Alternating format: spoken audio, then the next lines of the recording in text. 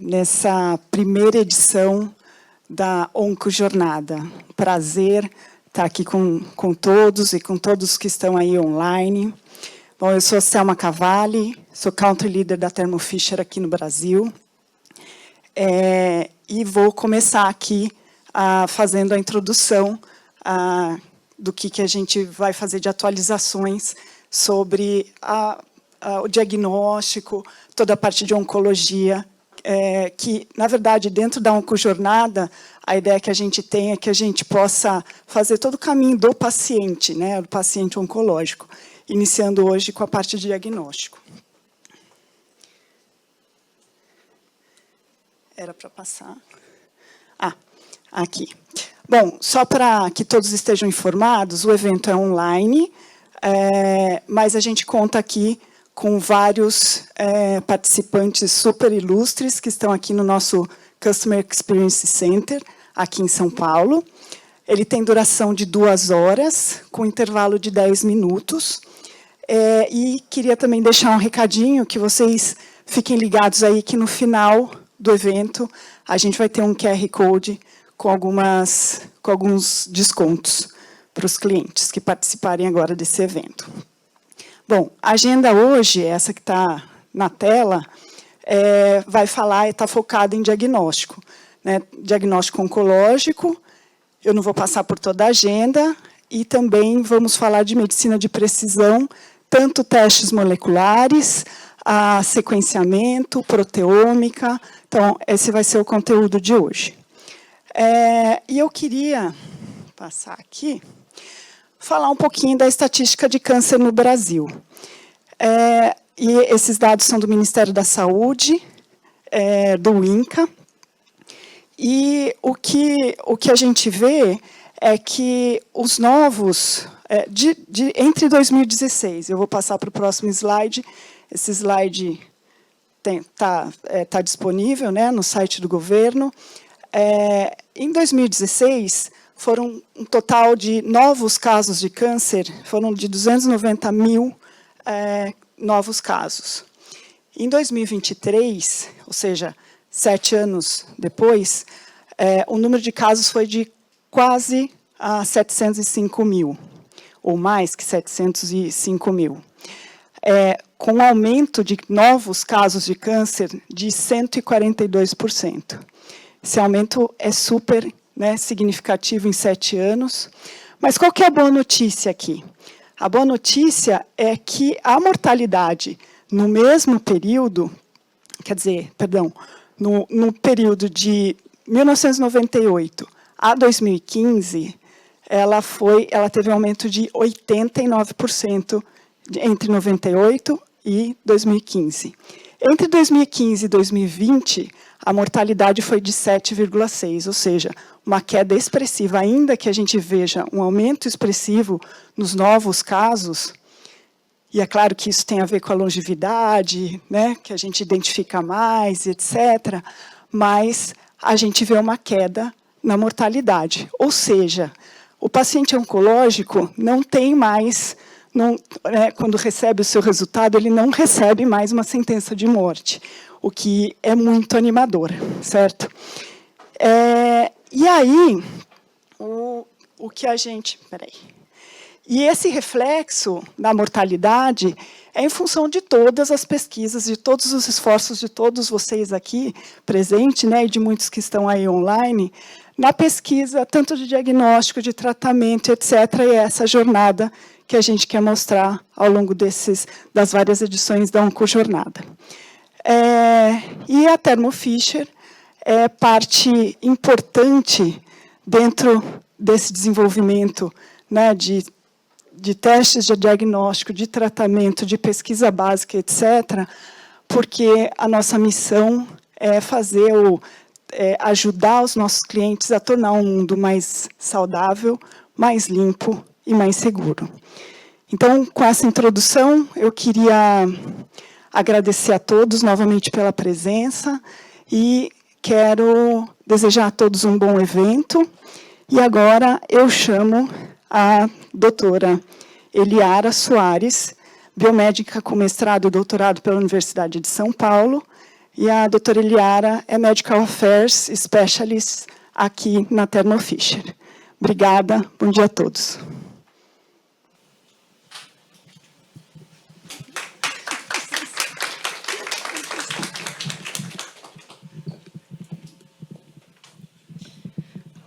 Bom dia a todos.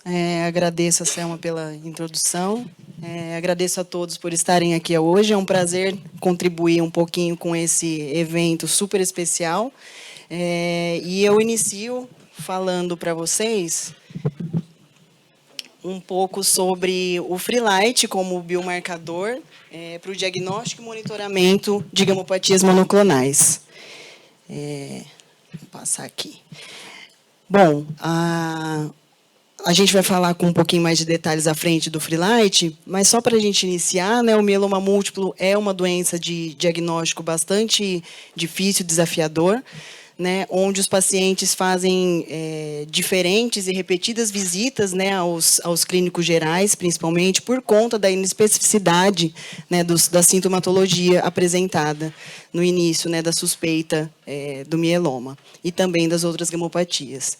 Até que eles cheguem ao hematologista, né, que é o médico que normalmente vai ser responsável por cuidar, né, realizar o tratamento desses pacientes, normalmente até 10 visitas, né, para eles serem encaminhados adequadamente, com esses diferentes sintomas que variam entre anemia, né, lesão óssea, anemia, insuficiência renal e entre outros. Então, é muito importante que a gente tenha, né, estratégias, conhecimento e testes específicos, além daqueles já conhecidos, né, no padrão para o diagnóstico, para que a gente tenha um tempo de diagnóstico rápido, né, para que esses pacientes não tenham muitas complicações, né, ao longo do tempo. Aqui, por exemplo, a gente pode observar nesse gráfico, né, que esse atraso no diagnóstico leva a diferentes complicações, como infecções de repetição, danos neurológicos, a própria doença renal, né, que aumenta aí, até quase 3 vezes mais nesses pacientes, numa diferença de 3 meses, por exemplo, as lesões ósseas e a anemia. Então, esse tempo para o diagnóstico preciso e rápido é muito importante. Tá? E com isso a gente pode usar esses biomarcadores, né, para que esses pacientes recebam um tratamento adequado quanto antes, não tenham essas complicações clínicas, a gente tem uma economia aí de custos e todo o resto, né, para esse paciente com qualidade de vida, por exemplo.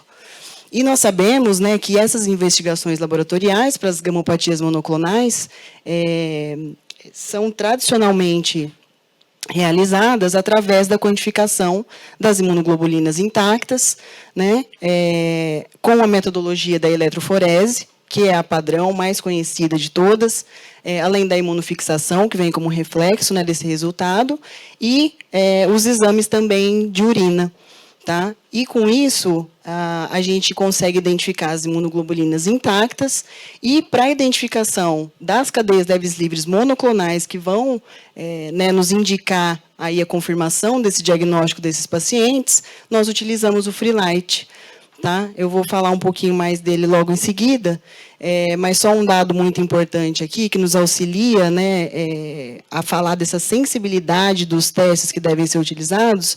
A eletroforese, por exemplo, sozinha, ela não tem uma sensibilidade suficiente para a gente conseguir detectar todos os casos.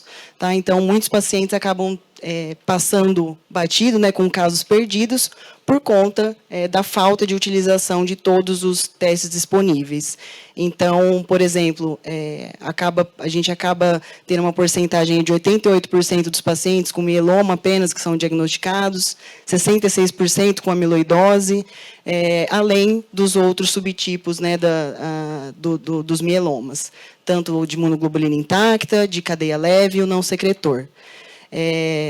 Então, falando especificamente do Freelite, né, que é o exame que, associado, vai nos auxiliar a detectar quase 100% desses pacientes, né, desses casos, só uma pequena introdução, então, as imunoglobulinas, né, ou anticorpos, são produzidos pelas células plasmáticas, que são de 5 subtipos, como sabemos, né, IgG, IgA, IgD, IgM e IgE, e 2 cadeias leves livres do tipo kappa e do tipo lambda.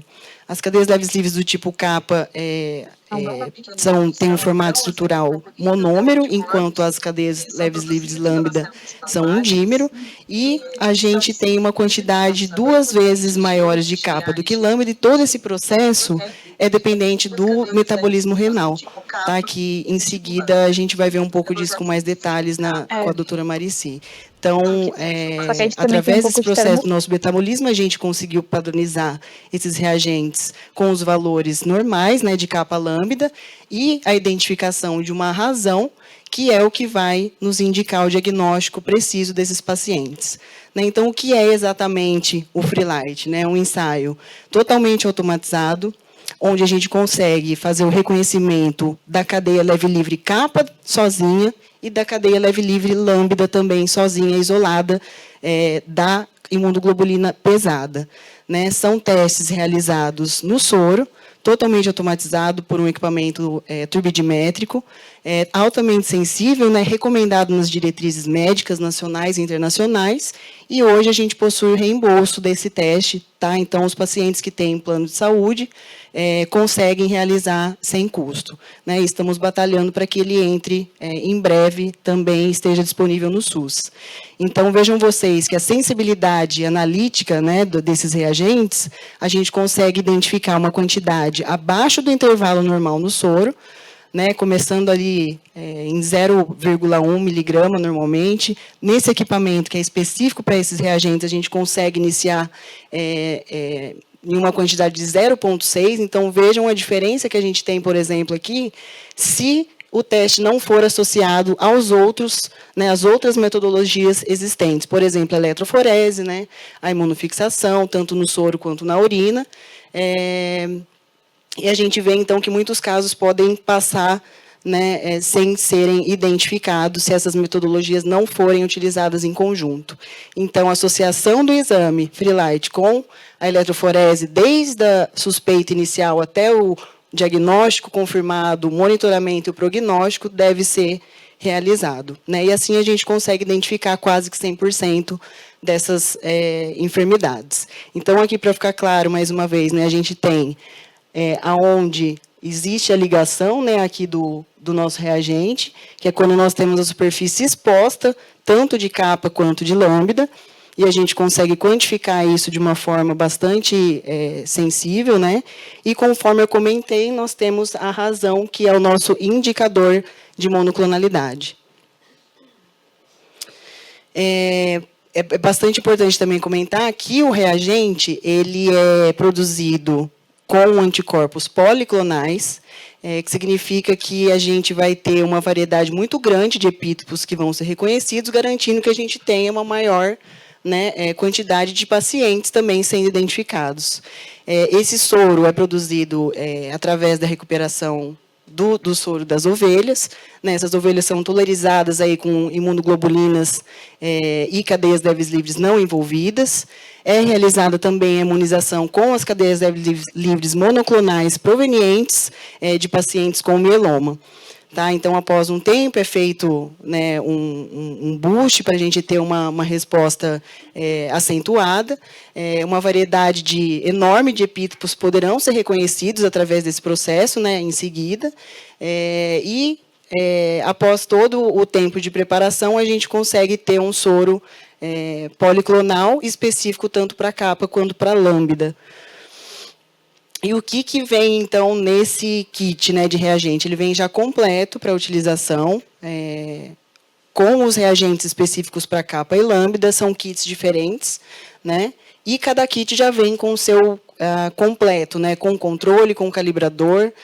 São produtos já usados casados, para a gente ter toda a especificidade de lote, enfim, e todo o controle de qualidade que é realizado para a gente ter o máximo de especificidade possível. Bom, a terminologia, que é muito importante no momento da interpretação desses resultados do Freelite, nós chamamos, então, por exemplo, a cadeia kappa, Nesse caso, ela teve um resultado de 200 miligramas por litro, então ela é maior do que foi observado e obtido no Lambda, que é de 5. Então, a capa, nesse caso, é a cadeia leve livre envolvida, ou seja, aquela que a gente tem a produção monoclonal, que indica, né, o tumor, nesse caso, a não envolvida, que seria a policlonal. A razão entre esses valores que indica para a gente a avaliação e a proliferação dessa proteína monoclonal e a diferença. Tá? A diferença é muito utilizada no monitoramento, porque a gente consegue ter uma ideia exata de quanto aquele paciente está produzindo e também nos auxilia em resposta ao tratamento. Então, é muito importante que todos esses parâmetros, né, sejam utilizados em conjunto para maximizar, né, a interpretação dos resultados e a utilidade clínica do produto. Bom, o teste, como eu comentei, é recomendado, né, como um biomarcador de uso obrigatório em todas essas diretrizes. Inclusive, nós temos as diretrizes médicas brasileiras que utilizam os valores de referência, né, indicados tanto pelo International Myeloma Working Group, pelo CAP também, que é o Colégio Americano de Patologia, né, e outras diretrizes médicas internacionais, que recomendam a utilização do produto em diferentes momentos. Então, para que a gente assegure, né, que o paciente tenha um resultado apropriado, nós temos uma via do paciente, né, onde ele apresentando a sintomatologia, né, ele deve procurar o serviço médico, né, dependendo do resultado que ele obtiver, causas serão exploradas ou não, né, e isso é para a gente lembrar sempre que o Free Light deve ser associado à eletroforese desde o início, né, e o reflexo dos outros exames vem de acordo com o histórico, com o indicativo médico, sempre com acompanhamento adequado. Então, a gente tem a utilidade clínica do produto para a triagem das gamopatias monoclonais em geral, especialmente o mieloma múltiplo, o diagnóstico desses pacientes, né, com amiloidose, por exemplo, que é uma doença de mais difícil detecção, e outros, por exemplo, como o mieloma múltiplo não secretor, que a gente não consegue identificar pelos métodos eletroforéticos convencionais devido à precisão, né, da metodologia, como indicador prognóstico, estratificação de risco dos pacientes com êmigos, né, a gamopatia monoclonal de significado indeterminado, um rápido acesso à resposta e com o benefício de ser um teste rápido, simples, realizado no soro, né, muito sensível, com um protocolo específico que vai nos auxiliar, sim, a aumentar a detecção desses casos que a gente sabe que continuam sendo subdiagnosticados. Né, pode eliminar aí os testes de urina 24 horas, as biópsias desnecessárias, com um resultado numérico, quantitativo e de fácil interpretação. Tá, então, esse seria um resumo do benefício principal do produto. Agradeço e ficamos à disposição. Para dar sequência, já posso chamar.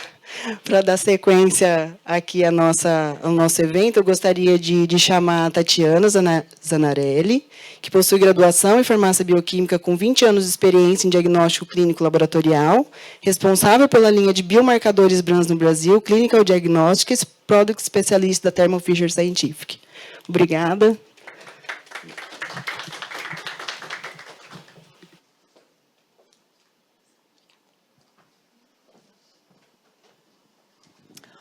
Bom dia a todos, muito bom estar aqui com vocês nesse evento. Espero que seja o primeiro ou o segundo, né, de muitos, que de fato a Thermo tem bastante informação e produto para todos nós, né. Estou representando hoje aqui a divisão de diagnósticos clínicos da Thermo Fisher e vou falar um pouquinho agora sobre o menu de testes, né, que temos disponível. São todos esses, como vocês podem ver aqui na figura. Não vou falar de todos, porque temos tempo limitado. Espero que em outras edições a gente possa falar mais detalhado deles todos. Mas mencionar um pouquinho que o marcador tumoral serve principalmente, né, para prognóstico da doença, o estágio do câncer, saber se o tratamento está sendo eficaz ou não. Se por acaso, depois do tratamento, tem o tratamento não funcionou adequadamente, então a gente tem essas ferramentas para poder avaliar o paciente.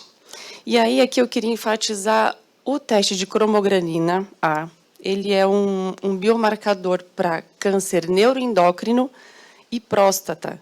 Ele é o único biomarcador, a Thermo Fisher é a única empresa que tem esse biomarcador automatizado e ainda pouco utilizado, até por falta de conhecimento dos médicos mesmos e até mesmo de divulgação. Então, que vocês possam também levar essa informação para os colegas. E hoje aqui a gente vai falar um pouquinho mais da procalcitonina. É um biomarcador não oncológico, no entanto, é um biomarcador muito importante para o manejo de paciente. Não só do manejo do paciente oncológico, como de outros pacientes em outras condições. E aí, para falar da procalcitonina, eu vou falar um pouquinho da neutropenia febril, que é uma condição também, não somente para os pacientes oncológicos, mas para outros pacientes, que é aquela febre acima dos 38 graus e com neutrófilos baixo. Então, o que essa neutropenia febril está relacionada com o paciente oncológico, né? É uma complicação, pode ser uma complicação da quimioterapia associado à alta morbidade e mortalidade. O que acontece com esse paciente? Um paciente oncológico que chega no PS, por exemplo, com esse quadro, ele vai rapidamente ser encaminhado para hospitalização, muitas vezes vai até ser hospitalizado, vai para a UTI, e o que a gente não quer é que um paciente que já está com o sistema imunológico comprometido vá para uma UTI sem ter necessidade. Ou seja, um paciente que já está com o sistema imunológico comprometido, se ele é ingressado na UTI, lá ele vai estar exposto a outras várias bactérias. O que a gente menos quer é que esse paciente tenha maiores complicações. Então, existem alguns estudos que falam que não é todo paciente neutropênico febril que necessita ser ingressado. E aí, neste caso, é quando a procalcitonina vai ajudar no caso desses pacientes.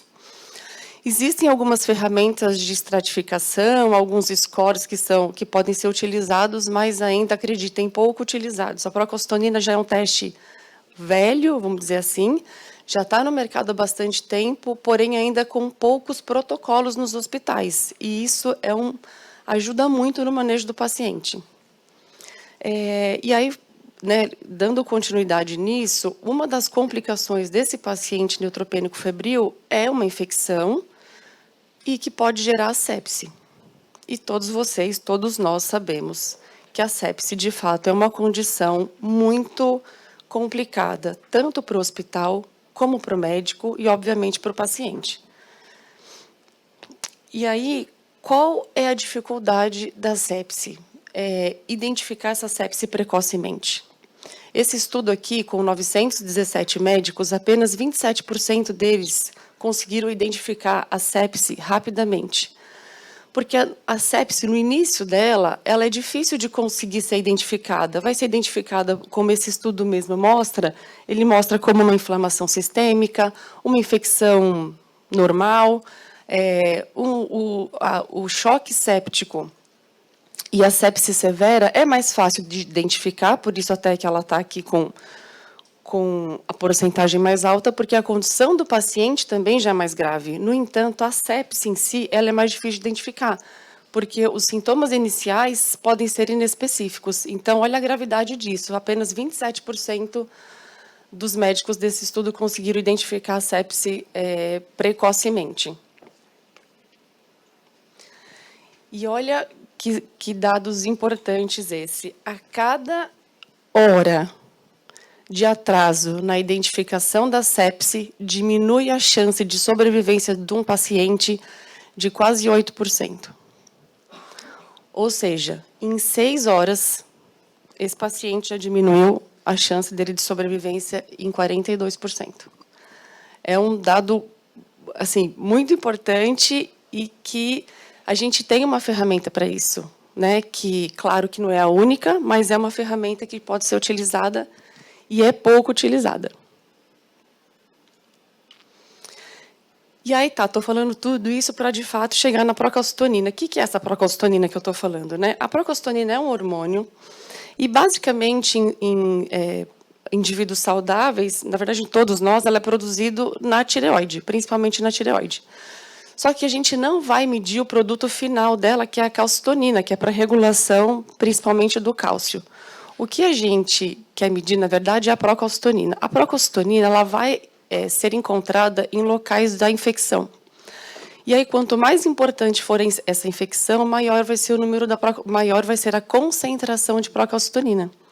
E aí, essa concentração, conforme ela for aumentando, ela vai para a corrente sanguínea. E aí é quando a gente consegue medir essa procalcitonina no sangue do paciente. A procalcitonina tem o pico máximo em 24 horas. Então, não adianta medir procalcitonina a cada 6 horas. Então, a procalcitonina deve ser medida a cada 24 horas para ter esse monitoramento. Não somente para infecção bacteriana, que é o caso principal que a gente está falando da neutropenia febril, um paciente com neutropenia febril que não tem claramente uma infecção aparente, a procalcitonina dele vai estar alta. Só que no caso de sepse, ela pode ter uma sepse bacteriana, e nesse caso a procalcitonina vai estar elevada, como ele pode ter uma infecção, uma sepse viral, vamos dizer assim. No caso da viral, a procalcitonina, aqui está mostrando nesse exemplo, nas primeiras horas de uma infecção viral, a procalcitonina vai elevar, mas ela cai rapidamente. Porque com a interferência também do interferon gama, quando o interferon é liberado, ele bloqueia a produção da procalcitonina. Então, o nosso valor preditivo negativo é muito importante, porque se eu tenho um paciente neutropênico febril, principalmente nos casos de oncologia, mas com a procalcitonina alta, esse paciente é um paciente importante sim para ingressar ao hospital e ir para a UTI, porque ele pode vir uma infecção importante, uma sepse. Caso esse paciente seja uma infecção viral, que também a procalcitonina estaria com valores baixos, esse paciente não precisa ser ingressado na UTI. E aí ele pode fazer o tratamento, né, de outras maneiras, não necessariamente o uso de antibióticos. Esse aqui é meu último slide, e ele é bem importante, porque ele mostra aqui o uso da procalcitonina no manejo de antibióticos, tanto quanto ao uso correto de antibiótico, como no momento correto de parar. Então, se a gente vê aqui na linha azul mais claro, é uma eficácia de antibiótico, foi um tratamento bem realizado. Então, você vê aqui que no segundo dia ele teve um pequeno aumento, no entanto, ele foi caindo a cada dia as concentrações de procalcitonina. Então, a gente sabe que aqui foi um tratamento eficaz. Na linha azul escura, olha só, ele estava com a procalcitonina alta por volta de 5, até o dia 8, a procalcitonina dele não tinha baixado. E aí o que aconteceu? Teve a mudança de terapia, mudaram o antibiótico. E aí, rapidamente, essa procalcitonina começou a cair. Eficácia no tratamento também. E a linha laranja não teve, teve o fracasso terapêutico, porque a procalcitonina até começou a cair e, de repente, subiu de novo. E aí, esses casos são aqueles casos mais graves que o paciente não conseguiu ser tratado. Espero que, apesar de rápido, que tenha trazido informações importantes, levem informação da procalcitonina para os hospitais, porque, de fato, é um desafio nosso, é um dado importante, é uma ferramenta importante, pouco utilizada. E aí, finalizo aqui chamando a nossa próxima convidada, que é a doutora Mareci Viol, residência e mestrado pela Santa Casa de Misericórdia de São Paulo, hematologista no Hospital Oswaldo Cruz e Prevent Sênior, consultora médica da Thermo Fisher. Obrigada a todos, bom dia.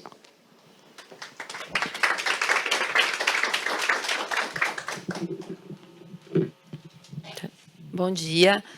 Bom, queria agradecer o convite. Realmente, a gente ouviu um pouco da parte técnica, eu fico mais na assistência, então eu vim querer juntar os dois lados aí para a gente realmente... Peraí, agora foi. Desculpa. Para a gente tentar juntar a bancada até o paciente, que eu acho que é muito importante. Depois que eu comecei a trabalhar também como consultora médica, eu vi que ainda falta muito disso, e tanto da parte dos bastidores, como lá na ponta. Então, acho que eu vim tentar juntar tudo isso, e acho que nada melhor do que trazer caso clínico para tentar ilustrar o uso dessas ferramentas e como isso realmente beneficia e muda a nossa conduta ali na beira do leito. Então, eu trouxe um primeiro caso de um paciente com 43 anos, paciente diagnosticado lá em 2014 com mieloma múltiplo, um paciente com anemia, uma eletroforese de proteína sem componente monoclonal, um mieloma, então, de cadeia leve lambda, com uma proteinúria muito importante. E a primeira coisa para começar a falar onde entra o Freelite em tudo isso, como a Eliara já falou, diferenciando aí os tipos de mieloma. Então, o mieloma vai ser classificado, a primeira classificação que a gente usa é pelo tipo da proteína. 80% dos mielomas têm imunoglobulina intacta, então vão ter a cadeia pesada e a leve clonal, o IgG-capa, o IgA-lambda. 15% a 20% vão ter só a cadeia leve e, graças a Deus, pelo menos 1% aí dos mielomas, que é um grande desafio e é a menor quantidade, vão ser não secretores. Então, por mais que a gente faça qualquer exame, a gente não vai achar proteína. E o que a gente vê é que o Freelite, parte desses mielomas anteriormente classificados como não secretores, isso já muda um pouco, porque a sensibilidade do teste já consegue identificar boa parte desses mielomas que anteriormente a gente chamava de não secretor. E talvez essa entidade não exista logo mais com o advento aí da espectrometria de massa.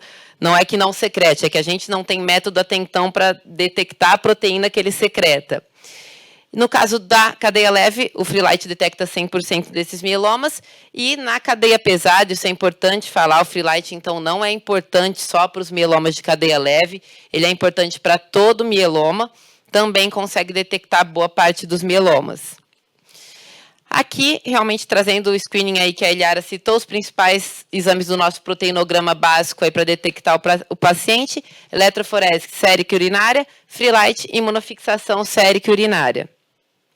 Esse foi um estudo feito na Clínica Mayo, em 2009, com 1.800 pacientes de gamopatias monoclonais diversas. E a gente pode ver que, combinando esses 5 exames do proteinograma completo, ali no mieloma a gente detecta 100% da proteína do paciente. E quando a gente tenta simplificar esse painel, só combinando imunofixação, Freelite e eletroforese, sem análise urinária, a gente também consegue detectar 100% dos pacientes. Então, realmente, hoje já se discute muito o quanto é importante realmente fazer a todo tempo e monitorar o paciente com a avaliação de urina.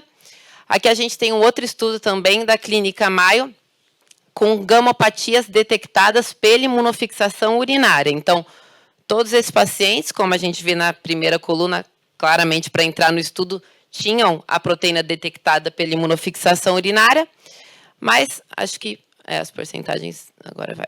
Aí.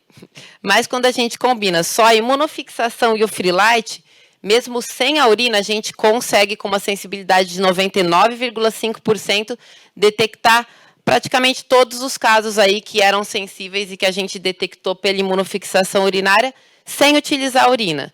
Importante citar que esses 0,5% eram 2 pacientes que não tinham doença. Então, não passou batido ninguém com doença, eles só tinham uma imunofixação urinária positiva. E aí a gente sabe que realmente essa eletroforese de urina tem toda essa questão de compliance. Por quê? No mieloma, uma amostra isolada não vale de nada para a gente, tem que ser em 24 horas. E aí tem toda a questão de logística do laboratório, do paciente, que nos pacientes que já são anúricos, dialíticos, a gente consegue menos ainda conseguir detectar tudo isso. Isso aqui são estudos do Reino Unido, juntando vários estudos que analisaram eletroforese de urina, e a gente vê que a média de compliance foi de 14%, realmente é muito baixo o compliance ideal aí para eletroforese de urina. No estudo que demonstrou o melhor compliance foi 52%. Mesmo assim, a gente ainda perde 48% aí dos pacientes, que principalmente nos casos de amiloidose, mieloma de cadeia leve, pode realmente passar batido e a gente perder esse diagnóstico do paciente. Então, não estou aqui para falar para a gente esquecer a avaliação de urina, porque é importante e todos esses exames devem ser encarados como complementares, não completamente substitutos, mas realmente no monitoramento do mieloma, e hoje a gente já tem isso do International Myeloma Working Group, que é a nossa bíblia do mieloma, tudo que a gente segue no mundo inteiro vem daí, e hoje a gente já tem recomendação publicada que realmente o mieloma pode ser principalmente o de cadeia leve, acompanhado com o Freelite, eletroforese sérica e imunofixação sérica, deixando a avaliação de urina quando há alguma dúvida diagnóstica, Nos casos de amiloidose, lembrando que ainda é essencial que a gente acompanhe com a urina, apesar do Freelite hoje ser um marcador muito importante na amiloidose, podemos trazer em um próximo momento, quis tentar falar um pouquinho, mas não teve tempo aqui. Voltando lá no nosso caso clínico, não sei se vocês ainda lembram, mas o paciente que foi diagnosticado em 2014 era um paciente de cadeia leve. Aqui, para a gente, ele chegou em 2020, com a doença já recaída, com uma fratura de vértebra. O paciente foi para o centro cirúrgico, submetido a uma nova artrodese. E quando a gente foi acompanhar, quando ele veio para uma segunda opinião, puxar todos os exames desse paciente lá de 2014, durante todo esse tempo, ele nunca tinha feito uma eletroforese de urina nem um Freelite.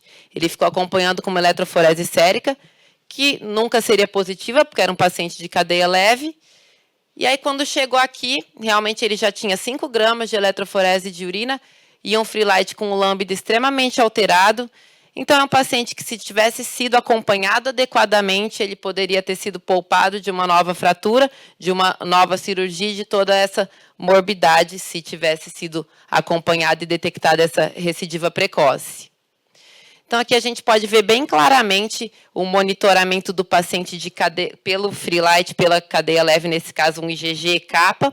Como o kappa, o Freelite, realmente ele tem essa queda muito mais rápida pela meia-vida ser muito mais curta, de 2 a 6 horas, enquanto a meia-vida da IgG é de 21 dias e há casos que pode até demorar mais. Então, em casos que a gente quer aquele paciente muito grave, avaliar se ele já está respondendo no começo, se tem que trocar o tratamento, o Freelite é muito mais útil. E, em contrapartida, ali na outra ponta, quando começa a progredir a doença também, o Freelite também começa a aumentar antes da eletroforese. Então, realmente, no monitoramento do mieloma, ele é essencial para a gente ter essas decisões terapêuticas. Trouxe um outro casinho de uma paciente em 2016, acompanhando com a reumato por artrite reumatoide. A reumato realizou uma eletroforese e uma imunofixação que veio com um componente lambda. E na eletroforese não tinha componente monoclonal. Pensando em anemia, disfunção renal e todos os sintomas do mieloma, a gente pode ver que ela não tinha nada alterado. Não tinha anemia, cálcio normal, rim normal, proteinúria baixinha, mas foi solicitada uma avaliação de medula e realmente a gente viu que tinha mais de 10% de plasmócitos, então até aí a gente sabe que tem o diagnóstico de mieloma. A gente não sabe se a gente tem que tratar ou não, porque existe o mieloma assintomático.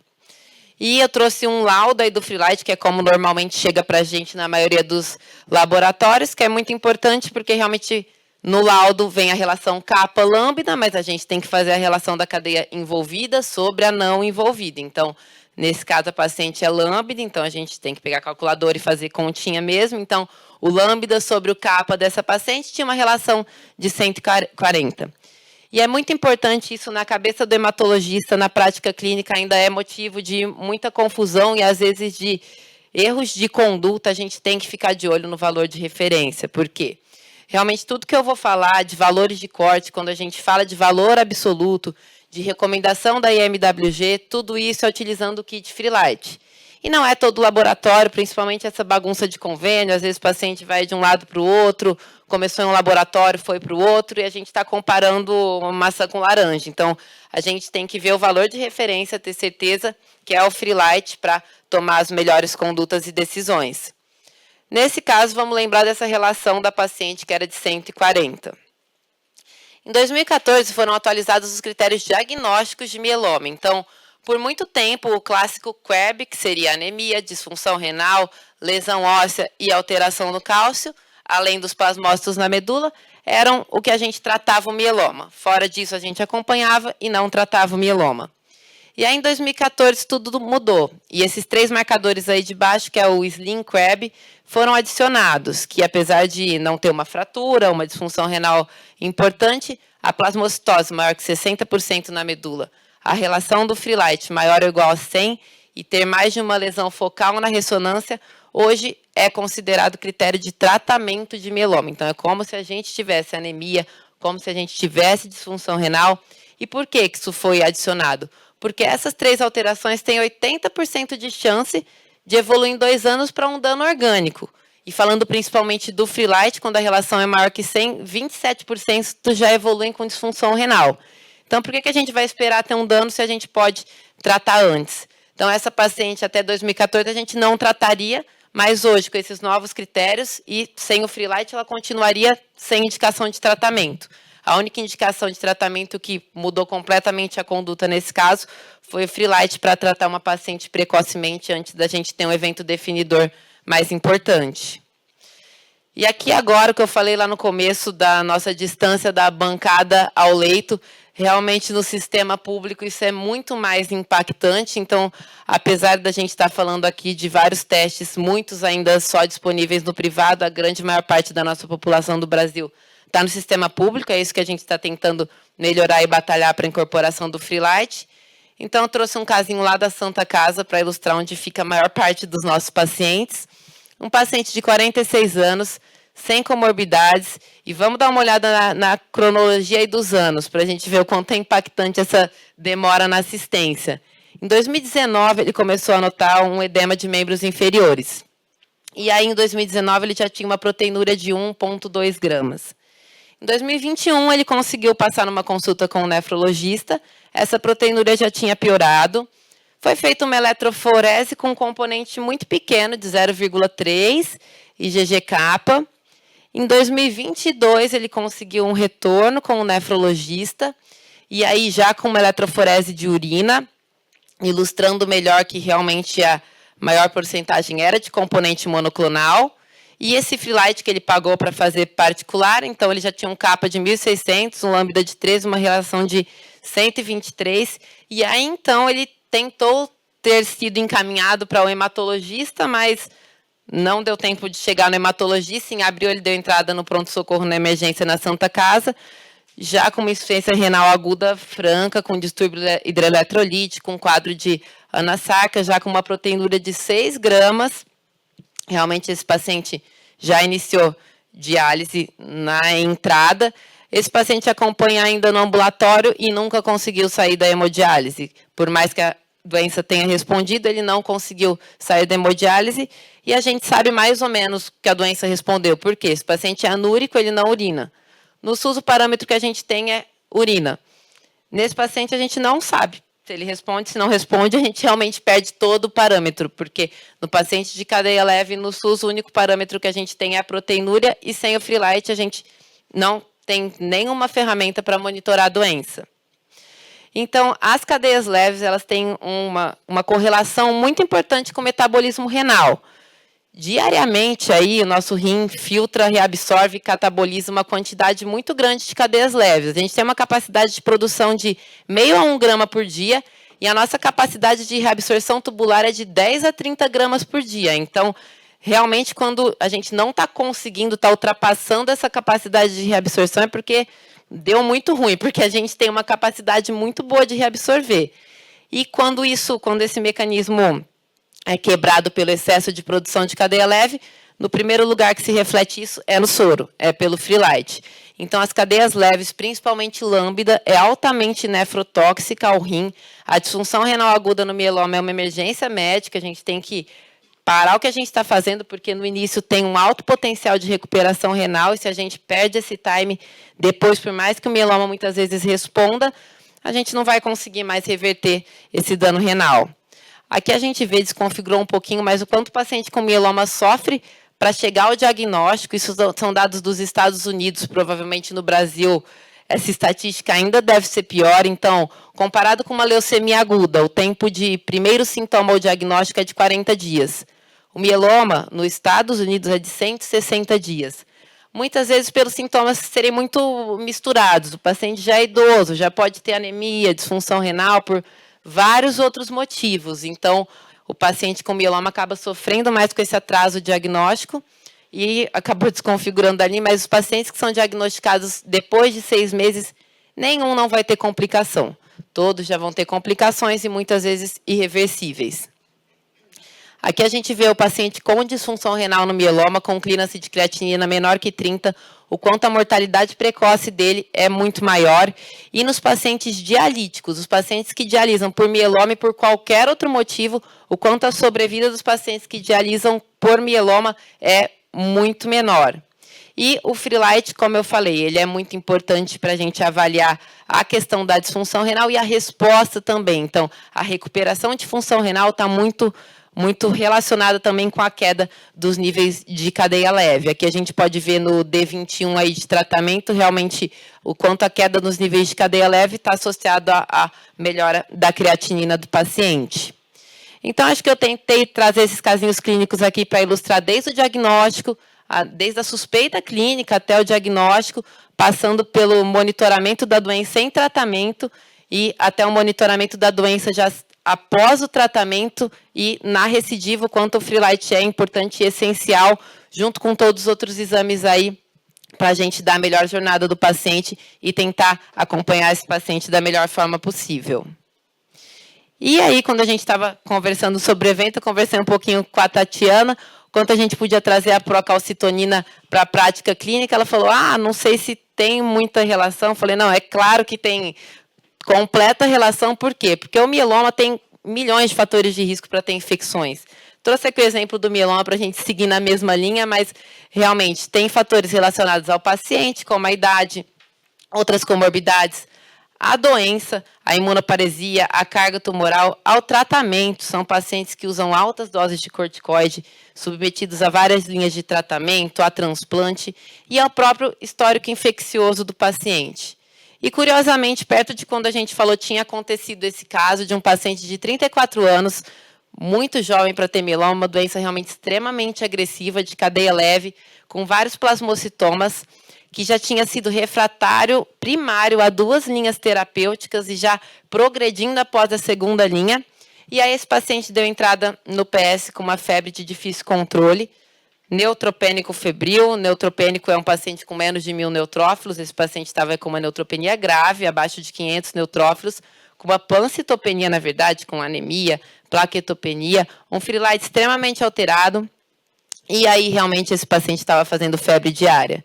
E era o momento da gente pensar em uma 3ª linha, porque era um paciente progredindo com uma doença extremamente agressiva, mas, obviamente, se fosse alguma infecção ativa, a gente tinha que primeiro controlar a infecção para depois tratar o mieloma, para não piorar mais ainda o processo infeccioso com a imunossupressão do tratamento.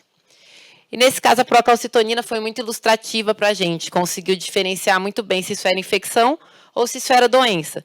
E muitas vezes é claro que pode ter os 2 componentes aí misturados, são casos muito complexos, nunca é uma coisa só, mas realmente a procalcitonina desse paciente atingiu 4 e a gente foi investigando, a gente sabe que a hemocultura às vezes perde a sensibilidade nesses pacientes neutropênicos, mas depois de umas 3, 4 hemoculturas, cresceu uma pseudomonas e a gente achou uma infecção bacteriana.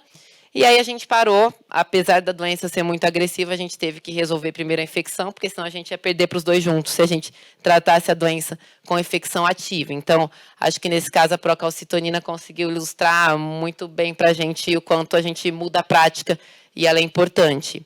A Tatiana já falou muito bem desse slide, mas queria só ressaltar que essa diferenciação de CIRS e infecção no mieloma e nas terapias hematológicas tem sido cada vez mais difícil, muitas vezes até pelos tratamentos, pelos novos tratamentos que têm como complicação a CIRS. E muitas vezes a gente fica quebrando a cabeça para saber se é infecção ou se é CIRS. Então, a procalcitonina é uma arma muito importante aí nessa diferenciação.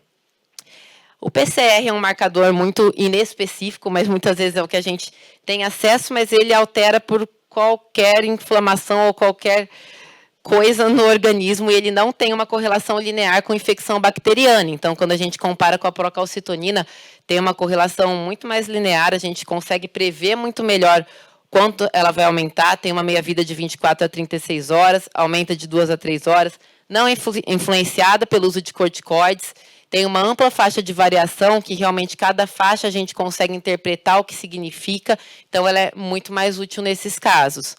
E, realmente, como a Tatiana já falou um pouquinho, hoje a gente tem algoritmos de tratamento já com a procalcitonina mudando a conduta, tanto para iniciar antibiótico, de acordo com o seu valor, e o que eu acho mais importante para desescalonar os antibióticos, porque muitas vezes esses antibióticos vão piorar a disfunção renal, vão ter efeitos colaterais muito importantes, que são antibióticos de amplo espectro. Então, hoje, os valores de procalcitonina, quando a gente tem uma queda maior que 80%, eles também vão ser úteis para desescalonar esse antibiótico. Então, realmente, ela vem mudando a nossa conduta na prática clínica.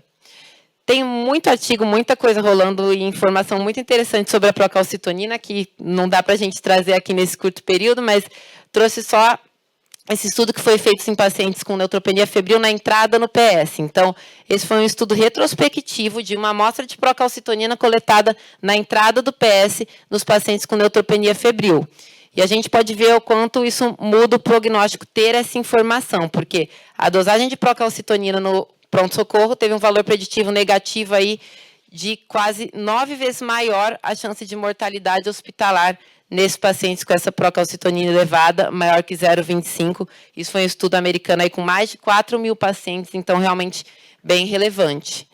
Acho que concluindo, então, o Free Light é essencial no monitoramento de todos os tipos de mieloma, inclusive os de cadeia pesada, tem grande associação com o metabolismo renal, tem uma sensibilidade muito maior que a eletroforese de urina e que a imunofixação também. Então, pensando na recidiva precoce, é uma ótima arma para a gente fazer o uso.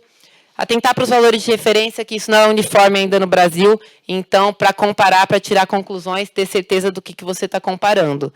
E a procalcitonina hoje, ajudando a adaptar essa terapia antibiótica, tanto escalonando como desescalonando os antibióticos, sendo útil aí no diagnóstico precoce e no monitoramento da infecção bacteriana e da sepse. Então, acho que, juntando tudo isso realmente na jornada do nosso paciente, desde o diagnóstico até monitorando as complicações, tendo tudo isso em mãos, a gente consegue dar um melhor tratamento aí para os nossos pacientes. Obrigada.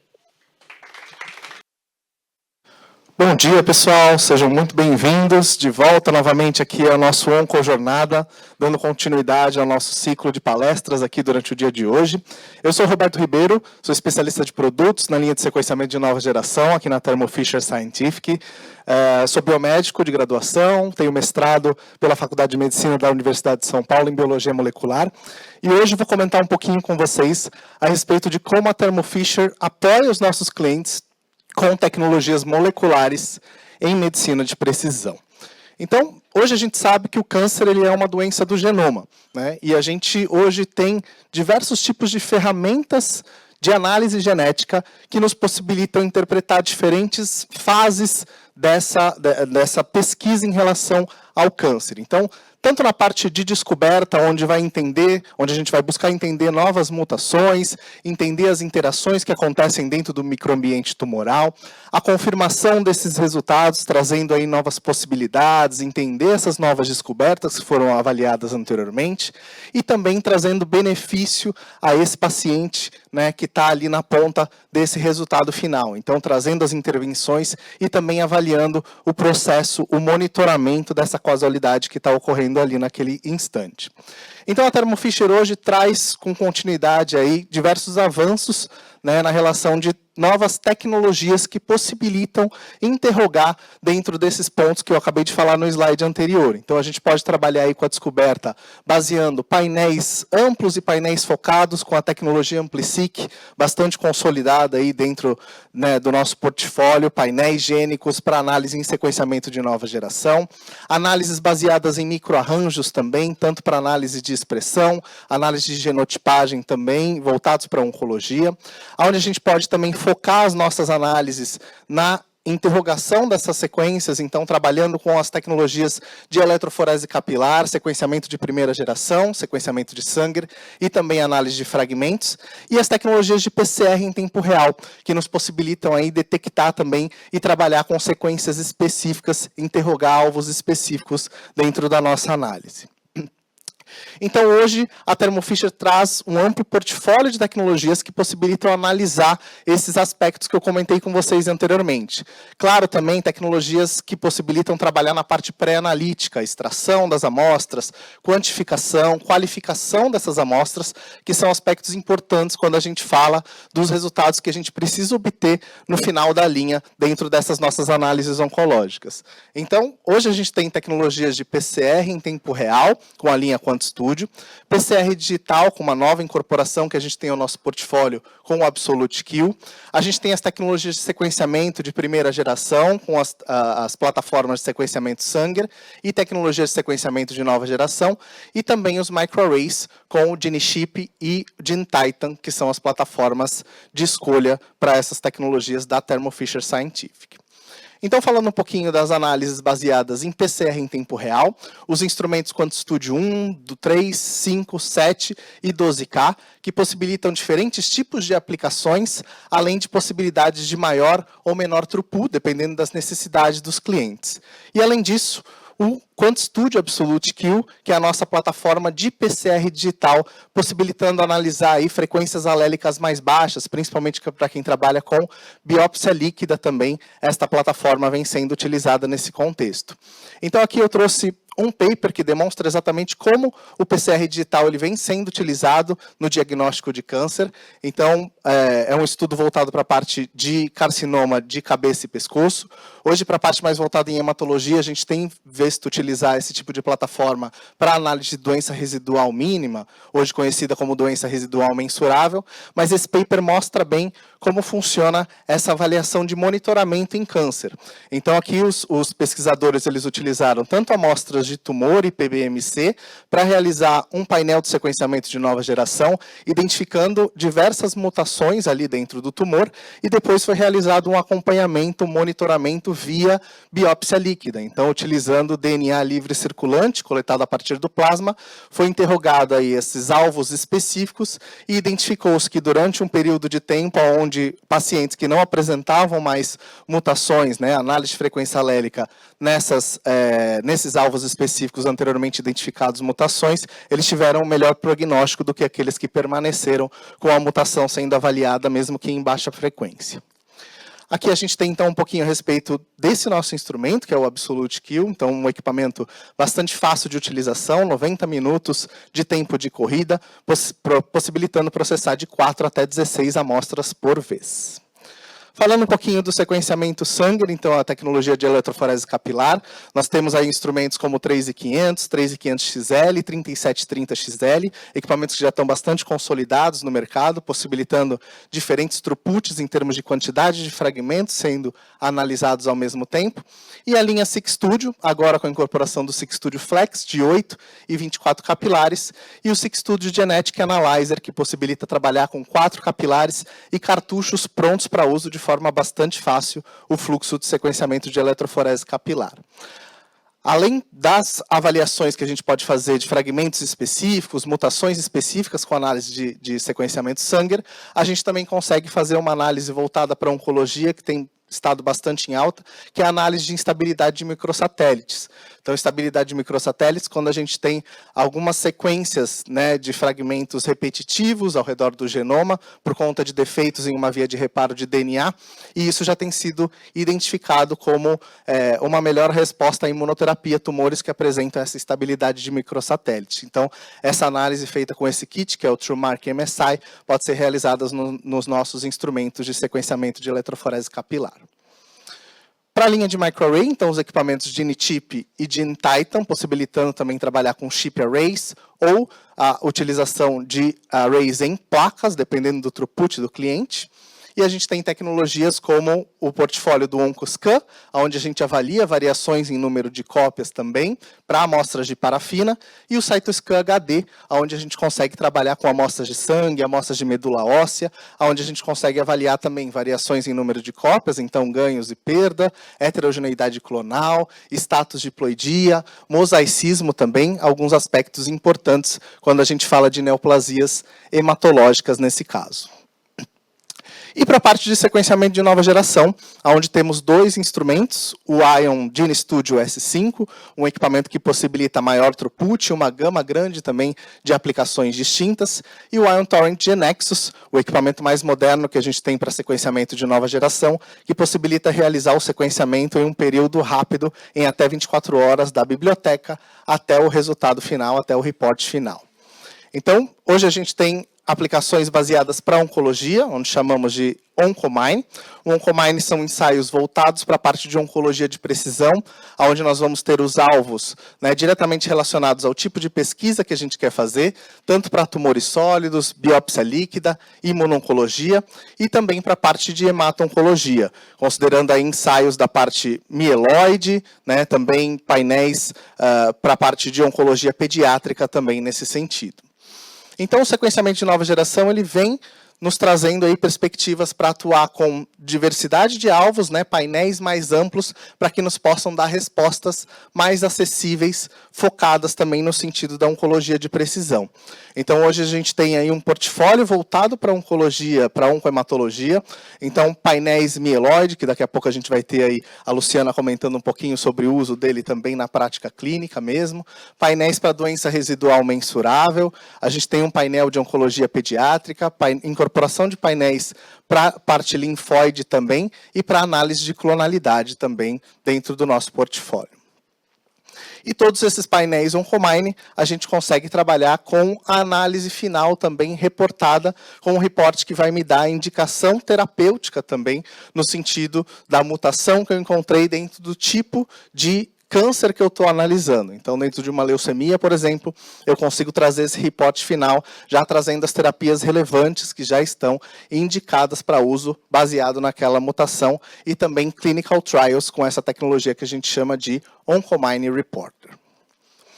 Então, para finalizar aqui a minha aulinha de hoje, então a gente sabe que a análise genômica ela é contínua, então a gente consegue trabalhar desde a descoberta até o foco ali nas regiões de interesse específicas, e essas ferramentas genéticas que eu apresentei aqui hoje, elas são com certeza complementares. E a Thermo Fisher consegue oferecer diferentes tecnologias, diferentes ferramentas para atender a necessidade do cliente. Seja ela a necessidade de focar especificamente em um alvo, ou a realização de painéis mais amplos, como é o caso da análise via sequenciamento de nova geração. Eu agradeço pelo tempo de vocês e agora, com muito orgulho, eu gostaria de chamar a doutora Luciana Nardinelli. A doutora Luciana ela tem graduação em farmácia bioquímica pela Faculdade de Ciências Farmacêuticas da Universidade de São Paulo e mestrado em medicina, também na parte de hematologia, pela USP. Ela atualmente é farmacêutica-chefe do Laboratório de Biologia Tumoral do Serviço de Hematologia do Hospital das Clínicas, da Faculdade de Medicina da USP, que é especializado em diagnóstico e acompanhamento das doenças hematológicas. A Luciana é uma cliente que a gente tem muito orgulho, né, de tudo que ela tem feito ali, do seu trabalho lá no HC. Ela recebeu a doação de um equipamento de outro laboratório dentro do complexo e ela vai nos contar um pouquinho dessa trajetória e de tudo que ela vem fazendo ali dentro da parte assistencial. Doutora Luciana, por favor. Obrigado.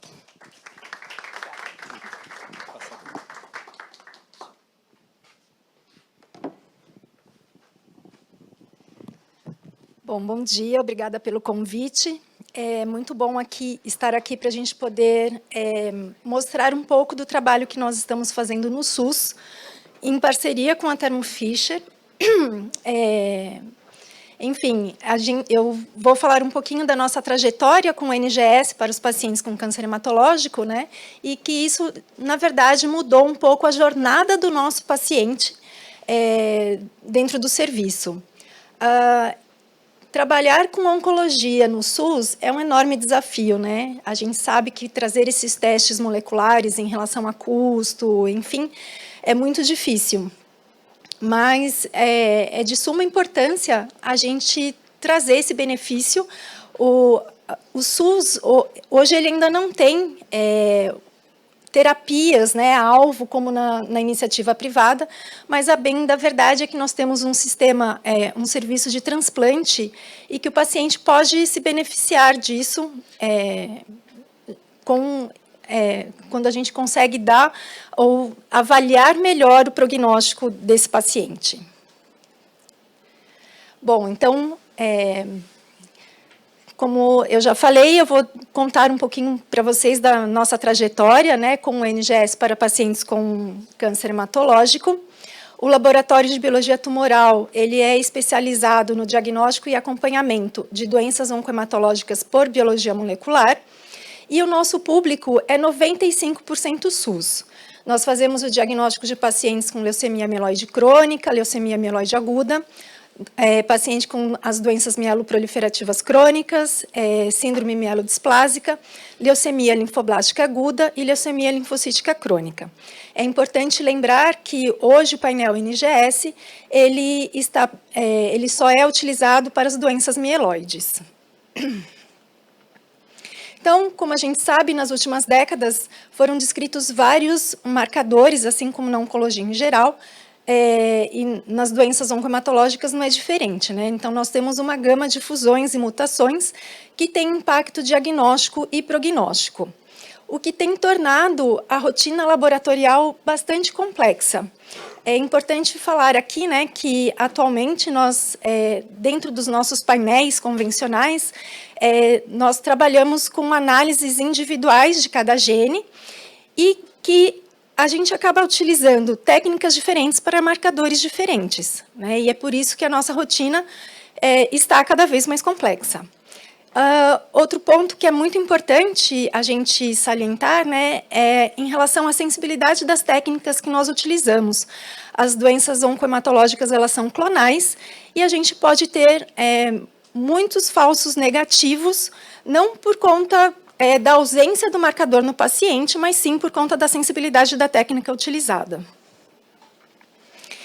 Bom, as fusões, né, elas são marcadores muito importantes no diagnóstico das doenças oncohematológicas e, no nosso serviço, elas são testadas individualmente. É importante aqui salientar também que a maior parte das metodologias que nós utilizamos, elas são metodologias in-house, e então os testes, né, eles são individuais para cada marcador. E muitas vezes, só para exemplificar, muitas vezes para a detecção das fusões, né, ou para a detecção de uma fusão, nós precisamos fazer mais de uma reação de PCR por conta do ponto de quebra dos genes. Então, assim, só para exemplificar, por exemplo, no diagnóstico de uma LMA, nós precisamos fazer 8 PCRs. Uma para BCR-ABL-P210, uma para 190, um para a translocação 821, 2 PCRs para a translocação 1517, 2 para a inversão do 16 e ainda o gene endógeno, né? Então, só para exemplificar a complexidade da rotina. Em relação às mutações, a técnica mais utilizada ainda é o sequenciamento de Sanger, né? E, de novo, nós acabamos analisando um gene por vez. E só lembrando aqui que o sequenciamento de Sanger ele é conhecido também como sequenciamento bidirecional, ou seja, para cada amostra nós precisamos fazer 2 sequenciamentos, um no sentido 5' 3', outro no sentido 3' 5'. Então, nós, na nossa rotina, acabamos sequenciando apenas os hotspots, né, dos genes principais para os diagnósticos. E também a gente tem que pensar que a sensibilidade do sequenciamento de Sanger é de 15% a 20%, né, que é uma sensibilidade relativamente baixa para as doenças oncohematológicas, e a gente acaba tendo muitos falsos negativos. Hoje, então, nós utilizamos na nossa rotina, né, o NGS ele ainda não está disponível para todos os pacientes. Nós fazemos o painel mieloide para os pacientes que são fit para transplante, e nós utilizamos, então, o Oncomine Mieloid Research. É um kit multiplex, com um painel para fusões, é um painel bastante robusto, com 29 genes drivers para fusões, o que resulta assim, em mais de 600, na possibilidade de detecção de mais de 600 fusões, né? E 2 painéis de mutações, onde são sequenciados hotspots e alguns genes completos. Só para reforçar a importância do painel de NGS na nossa rotina, nós não sequenciamos o TP53, que é um gene de suma importância no prognóstico do paciente, né? Porque o TP53 ele é um gene que precisa ser sequenciado de forma completa, e isso torna assim praticamente inviável para fazermos na rotina. E outra grande vantagem é a sensibilidade do painel de NGS, que é uma sensibilidade de 5%, o que favorece a detecção de variantes com baixa frequência alélica.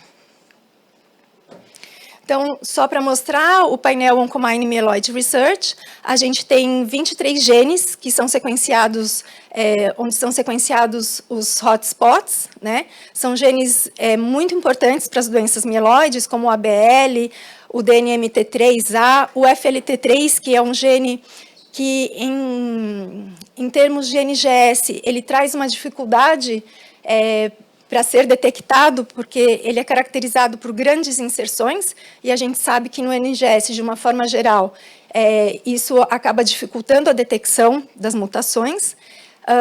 O IDH1, o IDH2, o JAK2, que é um gene extremamente importante para as doenças mieloproliferativas, CKIT, enfim, o TP53, né, que é sequenciado de forma total nesse kit, e as principais fusões, o ABL1, o RAR, o ETV6, o MLL, né, enfim, alguns genes também, que são a expressão de alguns genes, né, que são avaliados, que para alguns diagnósticos é muito importante, como o WT1, o BALC, o MECOM e o MIC. Bom, como começou a nossa jornada, né, e por que nós escolhemos a Thermo Fisher como para essa jornada? Lógico que começou pela confiança. A Thermo Fisher, ela é uma parceira de longa data do nosso laboratório, né? E a gente sabe que a qualidade do atendimento e dos produtos é um fator muito importante. Outra coisa, não existe no nosso laboratório ninguém com experiência na análise do NGS, e também nós não tínhamos nenhum bioinformata. Então, a segurança na análise com Ion Reporter foi um fator que teve um peso muito grande. Bom, a nossa trajetória, ela começou em 2019. A Thermo Fisher procurou o laboratório para tentar viabilizar a implantação do painel Oncomine Mieloid Research no nosso serviço. Porém, entre o começo e a nossa realidade hoje, nós tivemos uma pandemia. E nós sabemos que no SUS a oncologia ficou em segundo plano, né? Então, nós não tivemos a oportunidade de continuar esse projeto. Em 2022, com a retomada, o cenário era muito desfavorável para qualquer grande investimento. Então, as expectativas estavam meio soltas, né? E em 2022 nós recebemos uma oferta para uma doação, que era um Ion Torrent PGM.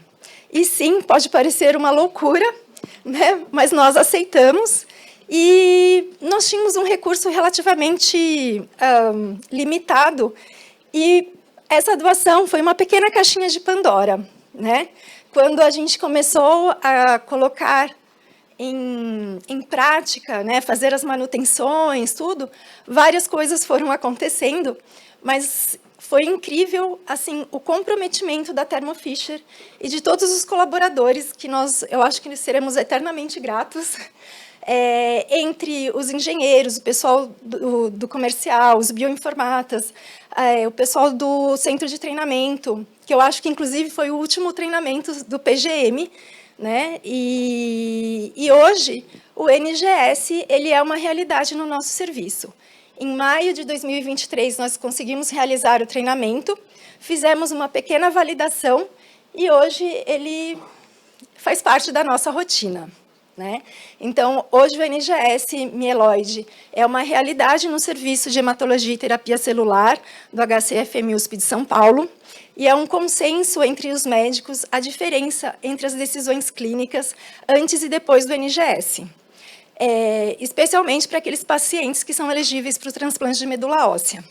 Então, nós conseguimos analisar por mês 16 amostras, né, entre as leucemias mieloides agudas, SMDs, as doenças mieloproliferativas crônicas e, por incrível que pareça, algumas LLAs que são bifenotípicas. Eu vou só mostrar um pouquinho alguns casos, para mostrar o impacto, de fato, assim, na avaliação do prognóstico desses pacientes, né? Então, o nosso primeiro caso, ele é masculino, com 57 anos, ele apresentava um cariótipo normal, e na biologia molecular, no nosso painel convencional, ele era negativo para todas as fusões e variantes. E assim ele acabou classificado como risco intermediário. Esse paciente, ele não estava respondendo bem ao tratamento e os médicos acabaram solicitando, então, o painel NGS. Esse paciente, no painel, ele tinha 2 variantes, uma no gene RANKS1 e outra no CRSF2, o que mudou a classificação dele para alto risco e hoje esse paciente está sendo encaminhado para o transplante. O segundo caso é um caso que foi mais uma curiosidade dos médicos, mas é uma LLA, Early T, que é uma doença relativamente rara e de alto risco. E, na verdade, nós não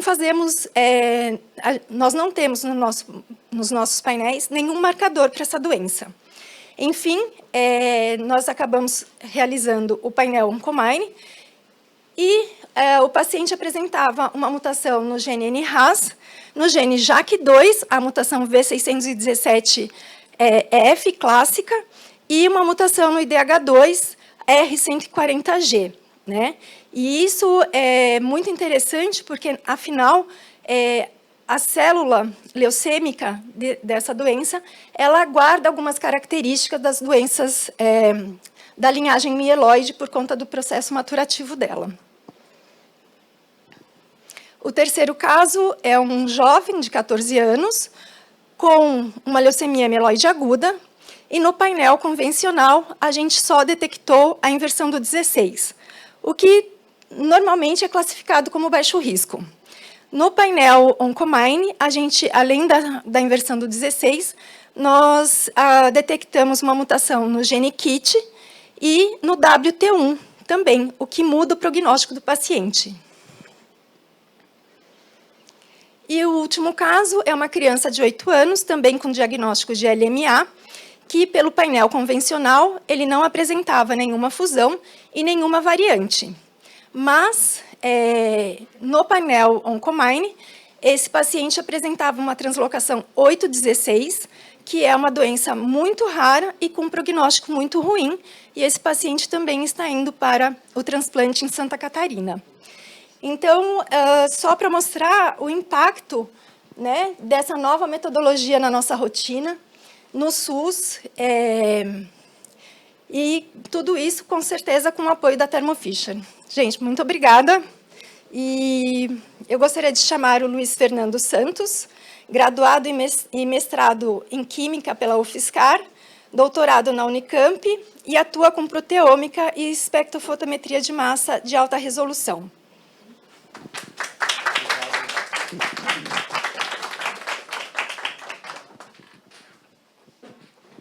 Olá, pessoal, bom dia a todos. Queria agradecer a doutora Luciana, acho que materializa um pouco a missão da Thermo Fisher. Acho que é um orgulho para todos nós aqui, vendo nossa inovação, a nossa tecnologia sendo aplicada no dia a dia numa doença tão impactante assim na sociedade. Obrigado, doutora. Bom, minha apresentação, o tema é espectrometria de massas e oncologia, presente e futuro.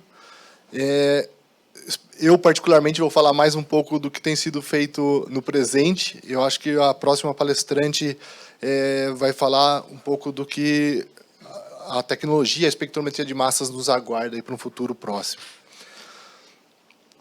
Eu faço parte da linha de cromatografia e espectrometria de massas da Thermo Fisher. Particularmente, eu atuo mais com espectrometria de massas, a razão que eu não abandonei a carreira de química, mas o nosso portfólio é bastante amplo, né? Nós temos desde a parte de cromatografia iônica, cromatografia gasosa, cromatografia líquida de forma independente, a parte de espectroscopia atômica e análises elementares, temos um portfólio bastante significativo de colunas e consumíveis, Também a parte de software, né? A gente tem visto que a parte de bioinformática é extremamente relevante para esses estudos hoje em dia. Também a parte de serviços, né? Então, manutenção, treinamento, né? Da parte de suporte ao cliente.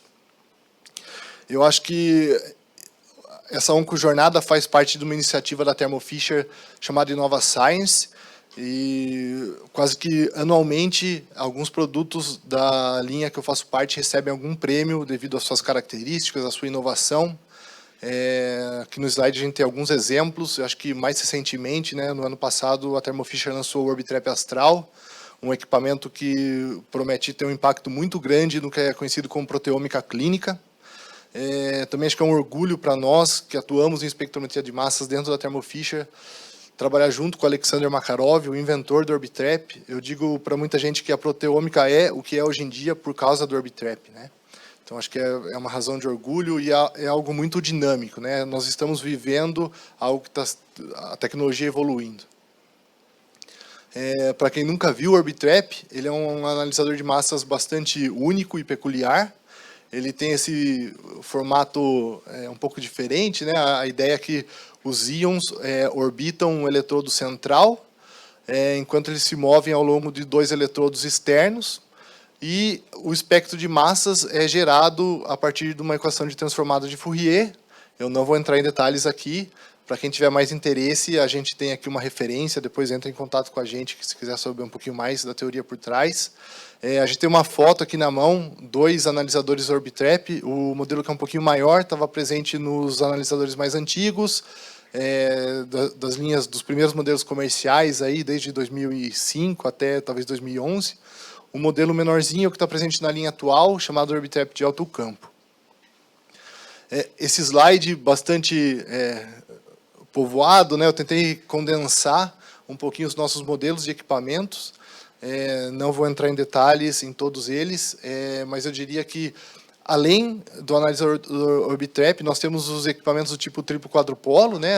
A série TSQ, voltados mais para análises dirigidas, né? Então, indo um pouco para esse tema de oncologia, uma vez que a gente detectou um biomarcador, a gente tendo essa molécula de interesse, a gente pode usar esse tipo de equipamento, né, os triplo quadrupolo, para essa análise mais dirigida, né? São os primeiros equipamentos ali onde está triplo quadrupolo. Todos os outros possuem um analisador Orbitrap, portanto, são espectrômetros de massas de alta resolução. Isso significa que eles podem ser usados para análise não dirigida, né? Ou seja, justamente quando eu quero utilizar a técnica para descobrir possíveis novos biomarcadores, seja na parte de proteômica ou metabolômica. Eu destaco aqui os equipamentos da linha central, a linha Explores. É uma linha lançada em 2021, 2022, então bastante recente, são equipamentos extremamente compactos. Eu penso que são a evolução da linha QEsactive, né? Nós temos ainda alguns modelos QEsactive em linha, e eu acho que o QEsactive foi o que popularizou a tecnologia Orbitrap. No canto direito, a gente tem ali dos tríbridos, mais utilizados para a parte de pesquisa básica, né? Equipamentos extremamente poderosos, mais voltados para a parte de pesquisa básica. Nesse slide, eu deixei um slide especial para o Orbitrap Astral.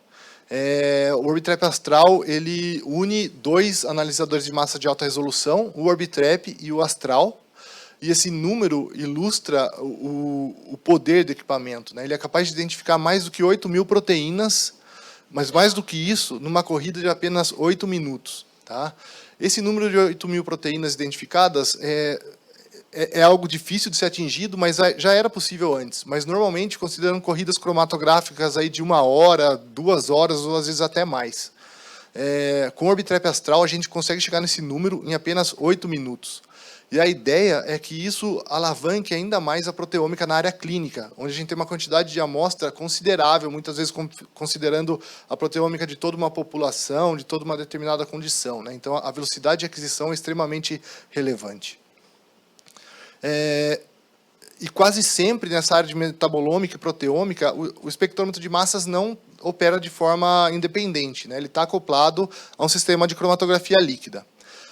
Nós temos uma série de equipamentos de cromatógrafos líquidos para a área de proteômica. Normalmente está acoplado a um cromatógrafo de nanofluxo, no caso vem com chinil. Depois a gente tem toda uma gama de sistemas de ultra alta pressão.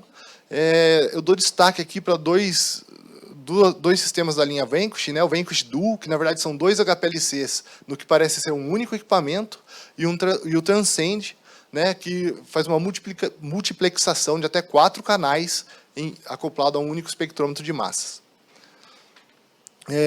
Também é algo extremamente relevante a parte do software, a gente mencionou, ouviu isso nas apresentações anteriores. Eu vou dar destaque aqui em 2 softwares específicos da nossa linha, o Proteome Discover, utilizado para a parte de identificação e quantificação de proteínas, e o Compound Discover, voltado para a parte de metabolômica, então mais para moléculas pequenas. Tá?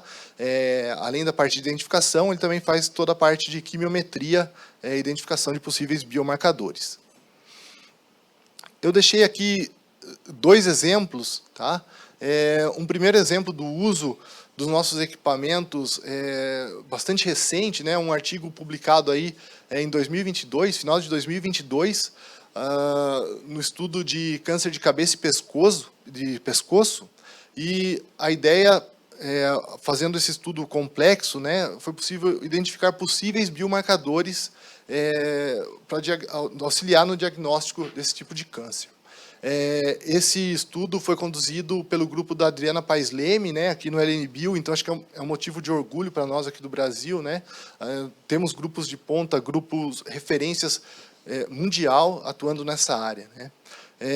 Imagino que esse tipo de estudo nós veremos com maior frequência daqui para frente, uma vez que esse mesmo grupo de pesquisa recentemente adquiriu um Orbitrap Astral, que deve estar sendo colocado na rotina aí em breve.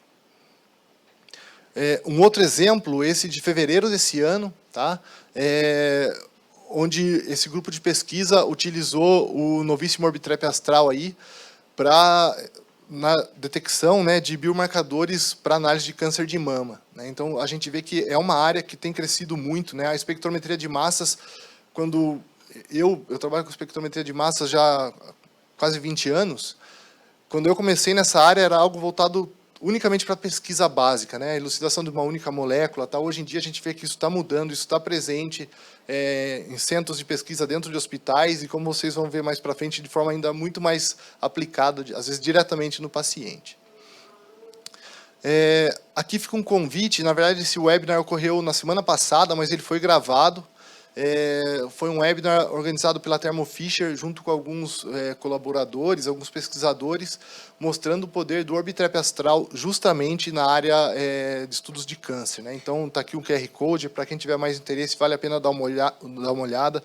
Foi um evento excelente. Assim. Era isso que eu tinha para apresentar da minha parte. Eu vou fazer uma introdução para a próxima palestrante. Ela vai conectar de forma remota. A próxima palestrante é a Lívia Eberlin. Ela é graduada em Química pela Unicamp, doutora em Química Analítica pela Universidade de Purdue, sob orientação do professor Graham Cooks. Ela realizou seu pós-doutorado em Química na Universidade de Stanford. Lívia começou sua carreira independente como professora assistente de Química na Universidade do Texas, em Austin.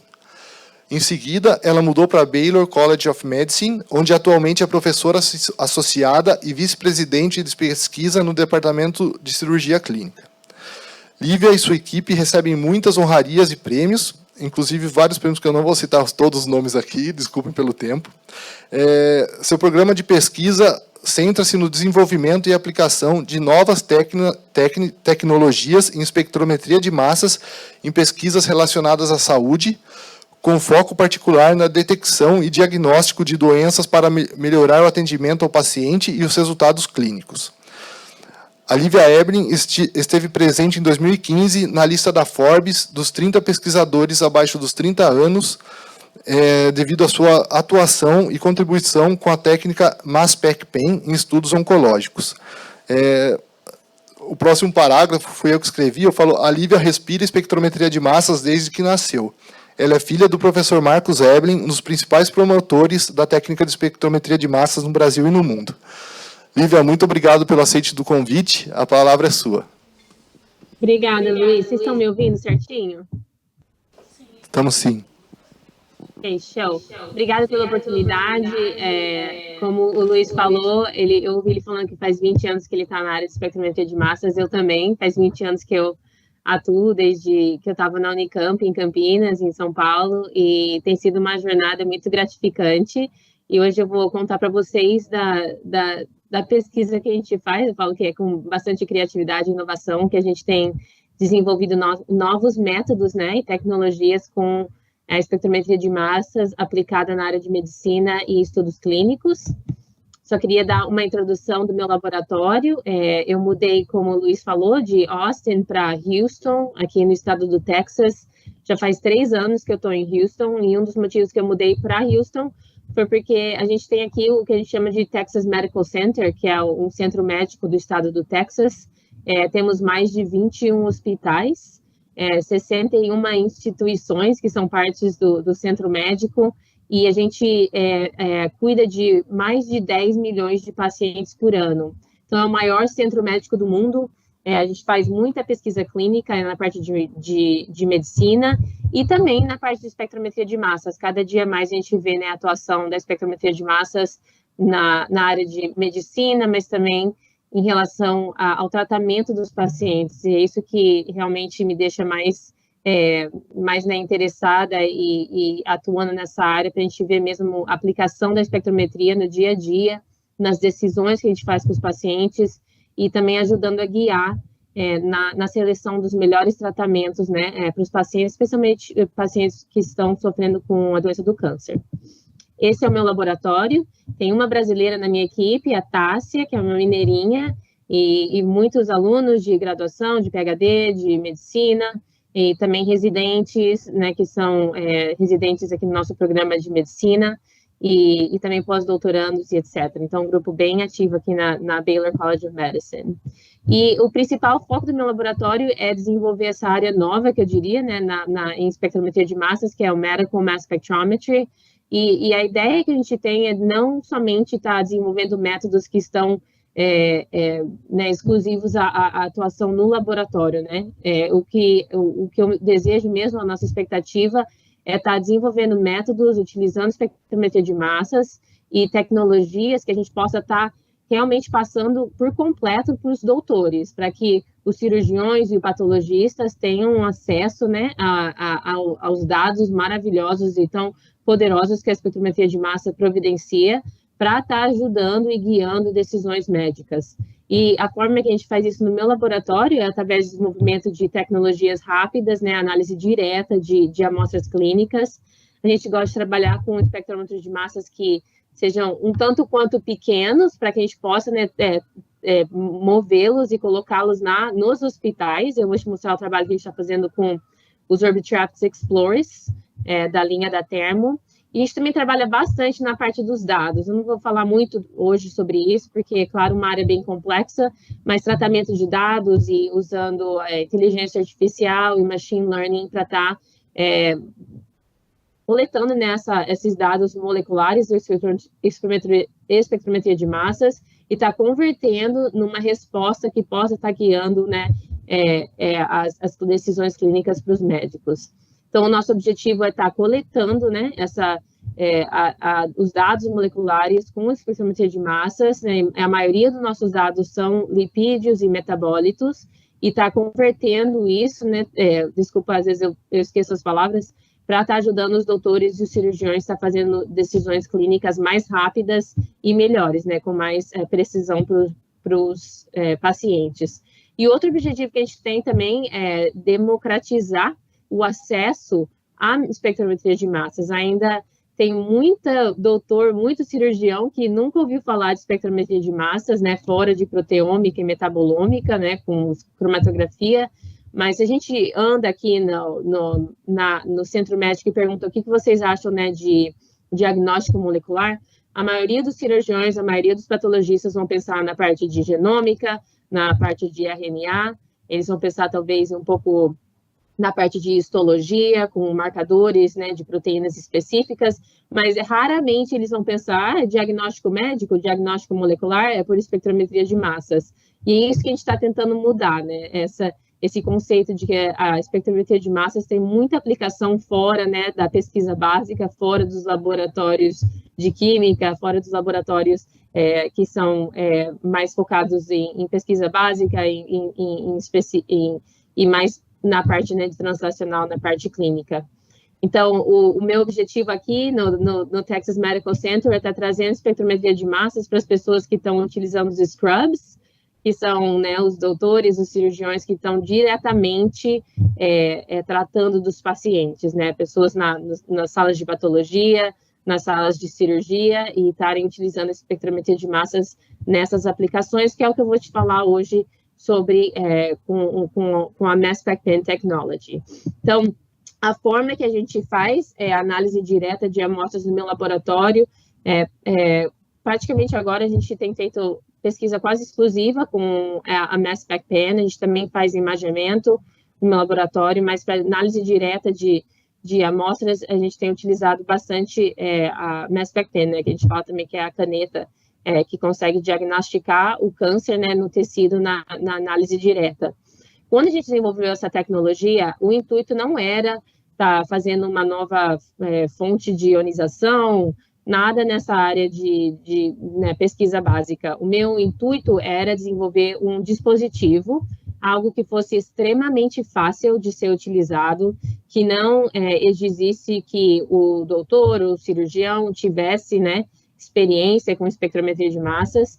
E o que a gente conseguiu realmente realizar com a tecnologia é que hoje os cirurgiões usam a caneta, usam o Mass Spec Pen, eles fazem análises por espectrometria de massas e eles nem sabem que é isso que eles estão fazendo, né? Então, é muito legal ver cirurgiões fazendo análises moleculares em tempo real, diretamente nos pacientes, às vezes sem mesmo, né, realizar ou entender a complexidade da espectrometria de massas. E a forma como a caneta age é bem simples. Na ponta da caneta, a gente tem esse tip, que tem 3 condutos, 3 canais, que se encontram num reservatório, numa aberturinha na ponta da caneta. E quando o cirurgião, né, o usuário, aciona o processo através de um clique num foot pedal, num pedal, daí a gente faz, né, a gente aciona, né, a bomba de seringa e a gente enche esse reservatório com 10, 15 microlitros de uma solução. Na maioria das vezes, na sala cirúrgica, a gente usa água mesmo, água estéril, para fazer a análise do tecido. Daí, essa solução interage com o tecido e faz uma extração bem gentil das moléculas direto do tecido. E daí a gente transfere essa solução, que agora contém, né, os metabólitos e os lipídios do tecido, diretamente para uma interface que está conectada ao espectrômetro de massas. Eu tenho mais um vídeo que eu vou te mostrar como funciona. E o que realmente é muito legal da tecnologia, e era um dos objetivos quando a gente estava desenvolvendo, é que a análise é completamente não destrutiva ao tecido, não tem alteração nenhuma da histologia do tecido. A gente já trabalhou com muitos patologistas, muitos profissionais que olham o tecido antes e depois da análise e eles não conseguem detectar nenhuma mudança, nenhuma alteração, nenhum dano ao tecido. Então, dessa forma, né, a gente consegue adaptar a caneta, o Mass Spec Pen, ao workflow, né, da análise clínica e incorporar, né, a análise por espectrometria de massas de uma forma que não é disruptiva, uma forma que é complementar ao que já está sendo feito, né, na parte médica.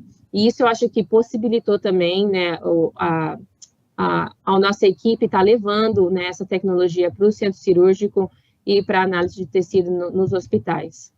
E os perfis moleculares que a gente adquire dos tecidos tem muita riqueza da informação molecular. Eu normalmente mostro esses espectros, né, e são todos adquiridos com o Orbitrap. E olhando assim, né, do MZ100 até o MZ1000, às vezes você acha, não tem tantos picos assim, mas quando você começa a fazer o zoom in e olhar nas áreas específicas do espectro, são muitas e muitas moléculas que estão sendo detectadas, muitos lipídios, muitos metabólitos, ácidos graxos, que carregam bastante informação diagnóstica desse tecido. Então, por exemplo, aqui eu estou dando 3 exemplos de espectros que a gente adquiriu com a Mass Spec Pen, acoplada ao Orbitrap Explorer 120, o 120, e no topo o espectro de tecido normal, de mama. No meio é ductal carcinoma in situ, que eu não sei em português, mas é um tipo de câncer de mama.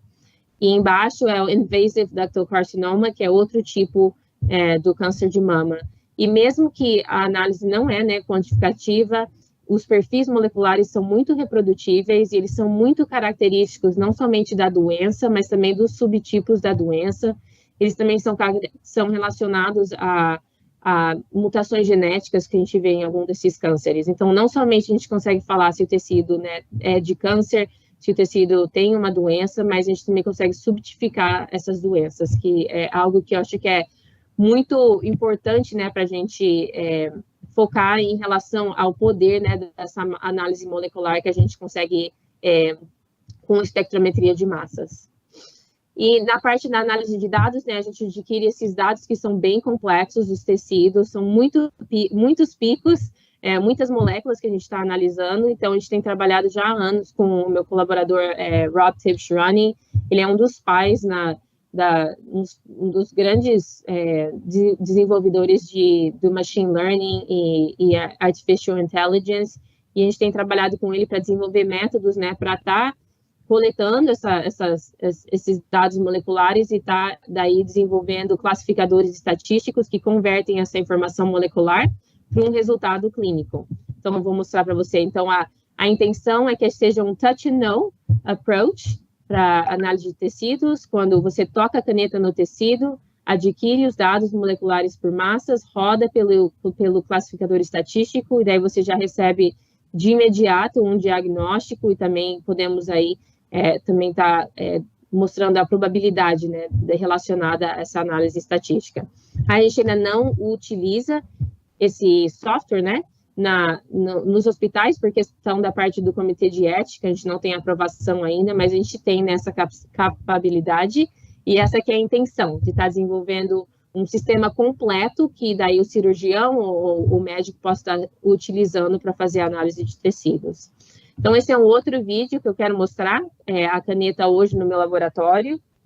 Então, a gente faz bastante desenvolvimento dos modelos estatísticos no laboratório, com pedaços de tecidos que são extraídos, né, obtidos dos pacientes.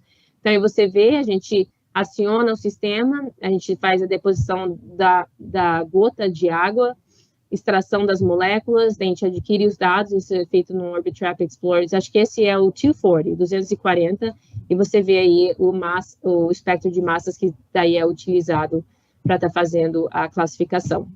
A gente já tem trabalhado com vários tipos diferentes de câncer, queria mostrar um pouco aí alguns exemplos de umas publicações recentes. Como eu já disse, a análise é não destrutiva ao tecido. Cada análise, a gente consegue completar uma análise até em 5 segundos. O tempo realmente depende do comprimento do tubo que a gente tem que usar, especialmente na sala cirúrgica, mas às vezes é 10 segundos, 20 segundos por análise. E a gente tem mantido uma precisão, uma exatidão aí na classificação de aproximadamente 96%. Então, dados que são realmente muito, muito bons, né, para a utilização clínica. A gente já analisou mais de 1.000 tecidos, acho que a gente está quase em 2.000 tecidos, e com vários cânceres diferentes. Então, algumas das publicações mais recentes, se você tem interesse em câncer de tireoide, em dezembro de 2023, a gente publicou esse paper em JAMA Surgery. Recentemente, a gente publicou o nosso estudo cirúrgico em câncer de mama, e algumas outras publicações em câncer de pâncreas e ovário também, e vários outros estudos que estão saindo logo também. Então, tem várias aplicações, né, que a gente tem trabalhado com o Mass Spec 10.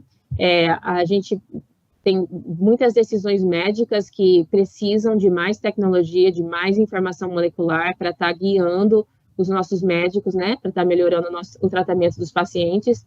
A gente tem aplicações em identificação de tecido. Isso nem é na parte de oncologia ou de doença, é simplesmente ajudando os cirurgiões a identificar estruturas que, na parte da anatomia, são muito similares e muito difíceis a olho nu, de dizer isso aí por exemplo, um nervo, ou isso é um vaso de sangue, ou isso é uma tireoide, ou uma paratireoide, ou isso é uma paratireoide, ou um linfonodo. Então, nessa parte, a gente tem também utilizado a caneta. Uma aplicação que a gente trabalha já há anos, né, a parte de margens cirúrgicas, e aqui essa foto é na aplicação de câncer de mama.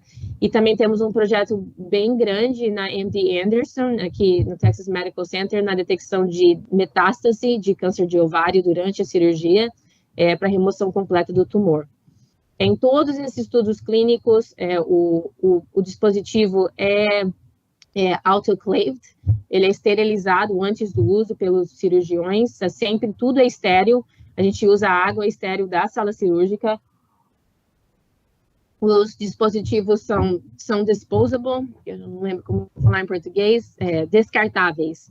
A gente usa praticamente de 3 a 6 canetas por procedimento, e a melhor parte de tudo isso é que a gente nunca teve complicações que foram reportadas em relação à utilização da tecnologia. Então, é bem safe. É safe para os pacientes e não vimos ainda nenhuma complicação em relação à utilização do dispositivo. Então, aqui, só para exemplificar, essa é a utilização da caneta para a identificação de tecidos em cirurgias de tireoide e paratireoide. Esse é um dos meus colaboradores, o Dr. James Sullenberg, utilizando para a identificação de linfonodo e paratireoide, que pela parte da anatomia, essas duas glândulas são praticamente idênticas. Mesmo cirurgiões que têm feito essas cirurgias há décadas, eles têm muita dificuldade de saber o que eles estão retirando do paciente. Então, a intenção aqui é providenciar a identificação do tecido de uma forma não destrutiva antes do cirurgião extrair do paciente. Porque hoje o que eles fazem? Eles extraem o tecido, daí fazem a patologia e daí informam o cirurgião. Mas e nos casos, né, que o tecido que foi retirado era o tecido errado, né? Que eu vou te mostrar até um exemplo. Então, o que a gente quer fazer é estar usando a informação molecular pela caneta, né, pela espectrometria de massas, para estar guiando o cirurgião em identificar o tecido antes de fazer a extração. E esse é um dos maiores estudos clínicos que a gente fez mais de 100 cirurgias, que está nesse paper. Então, esse vídeo vai te mostrar a análise, uma análise bem simples, simplesmente uma análise do tecido, né, em questão, e daí a gente já adquire os resultados para o cirurgião. Então, por exemplo, esse foi um caso, né, o nosso paciente 33 nesse estudo, que o cirurgião identificou um tecido como paratireoide. A gente fez a análise pela mass spec pen, a gente classificou o tecido como tireoide. E o que aconteceu? Ele enviou o cirurgião, o Dr. Sullenberg, ele enviou esse tecido para a patologia, e a patologia, isso aqui é uma foto do report que eles mandaram. Foi submetido como paratireoide, mas pela a identificação da patologia, que na verdade o tecido era tireoide. Então, o cirurgião retirou um tecido que ele achou que era paratireoide, mas na verdade era tireoide. E a nossa classificação foi como tireoide. Então, aqui para mostrar, né, se a gente pudesse ter dado essa informação em vivo para o cirurgião, a gente poderia ter, né, ajudado e prevenido que ele tivesse retirado o tecido errado desse paciente. Esse é um outro estudo que eu queria mostrar em câncer de pâncreas, que a gente avaliou várias margens cirúrgicas, não vou passar muitos detalhes aqui, mas se você quiser, foi publicado no PNAS em 2021. Então, dá uma olhada em relação às margens cirúrgicas. Eu vou lá, porque eu estou sem tempo. E o nosso estudo em câncer de mama, a gente fez 22 cirurgias, a gente teve 95,9% de exatidão na avaliação de margens cirúrgicas, e a gente está agora começando um estudo maior em câncer de mama com 200 pacientes em 2 instituições aqui no Texas Medical Center. E esse é o estudo que eu já mencionei, em câncer de ovário, são cirurgias muito complexas, pacientes já num estado avançado da doença, fizeram vários ciclos de quimioterapia antes de ir para a cirurgia, para estar reduzindo o tumor o máximo possível, e mesmo assim, para os cirurgiões é muito difícil de achar a área de metástases e estar identificando, será que isso aqui é uma lesão, é inflamação, um tipo de estrutura histológica que não é câncer, ou realmente essas lesões que eles veem no corpo mesmo, na cavidade do corpo, é metástase e precisa ser retirado. Então, para essa aplicação, a gente também tem utilizado a caneta para identificando as regiões de metástases para a retirada completa do tumor. E nesse nosso projeto no MD Anderson, a gente começou agora a usar o Orbitrap Explorers 240, sem estar plugado na parede, A gente tem um sistema de bateria, a gente acabou de publicar esse paper, se você quiser olhar no Analytical Chemistry, eu esqueci de adicionar a referência, mas a gente agora utiliza um sistema de bateria, e no paper que a gente publicou, a gente tinha 40 minutos de utilização da bateria, mas agora a gente tem uma bateria nova que está dando 5 horas de utilização do espectrômetro de massas, e o que a gente viu, e isso aqui você está vendo, a gente está movendo massas ligado, tá adquirindo dados na bateria, e a gente viu muita pouca variedade nos dados.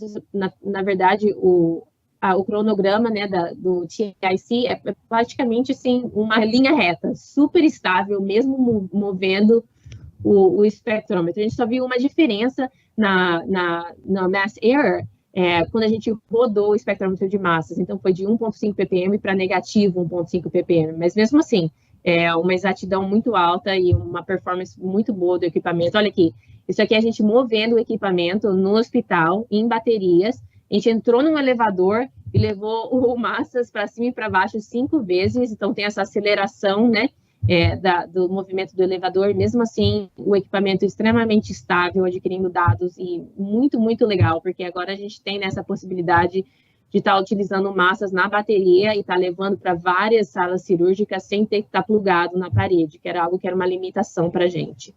A gente fez análise de tecido plugado na parede e na bateria, e não há diferença nenhuma. Os espectros idênticos e os mesmos marcadores moleculares. Muita parte do meu laboratório é no desenvolvimento da interface. Eu não falei muito da interface hoje, mas a gente está na versão 5, acho que quase 7 agora, que temos um GUI, muito mais avançado, muito mais simplificado, para já o usuário conectar a caneta direto nessa interface que vai no Orbitrap Explorers. A gente vai estar lançando, a nossa empresa vai estar lançando o Mass Spec Pen agora no SMS de 2024, já é semana que vem, né? Primeiro vai ser para os equipamentos da Thermo. Então, uma das grandes diferenças nessa nossa versão é que a gente faz a vaporização, né, desse líquido que está sendo coletado pela caneta na interface. Então, tudo que está indo dentro do espectrômetro de massas é em fase gasosa, e isso ajudou muito com a relação com a questão de contaminação e reutilização do sistema. Eu vou pular isso daqui. Rapidamente, queria só mostrar algumas outras aplicações que são fora da medicina. A gente fez uma análise muito bacana com frogs, com sapinhos. Esses são os sapos que têm poison, e a gente consegue detectar vários dos marcadores na pele dos sapos, produtos naturais, e muitas aplicações na área de produtos naturais, né, e também na pesquisa básica e em relação à biologia. Eu vou pular. Outra área que a gente tem explorado bastante é a microbiologia, identificação de bactérias. A gente tem feito identificação de bactérias direto das amostras dos pacientes que estão infectadas, então, sem ter que fazer cultura, que eu acho que é algo que vai mudar realmente a área de microbiologia.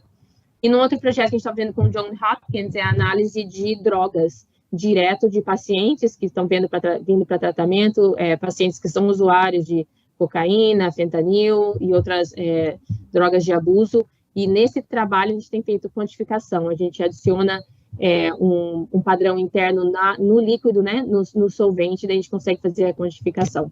Então é isso, esses são alguns dos meus colaboradores, que são cirurgiões, patologistas, pessoas maravilhosas que amam os pacientes, amam também a parte de inovação e tecnologia, e estão sempre abertos para testar as nossas criatividades na sala cirúrgica, e tem sido muito bom trabalhando com todos eles. E também queria agradecer o funding, né, que a gente recebe do NIH, do CPRIT e de algumas fundações aqui nos Estados Unidos, e também com colaboração com a Thermo Fisher Scientific, com Alexander Makarov em Bremen, mas também com a equipe de San José. E obrigado a vocês pela oportunidade, e se tiver perguntas, estou disponível. Obrigada.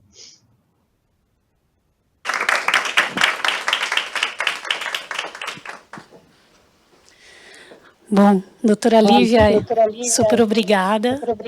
Então, muito orgulho aí de poder ver uma... Acho que está com eco, né? Opa, Assim. eu vou mudar. Muito orgulho aqui de poder ver que a gente está, de alguma forma, contribuindo, muito alinhado com a nossa missão de permitir que os nossos clientes tornem o mundo um lugar mais limpo, saudável e seguro. E parabéns aí por todo esse trabalho aí excepcional que traz muito benefício aí para nós. Parabéns. Bom, queria também agradecer a todos, então, deixa eu ver se a gente segue com os slides.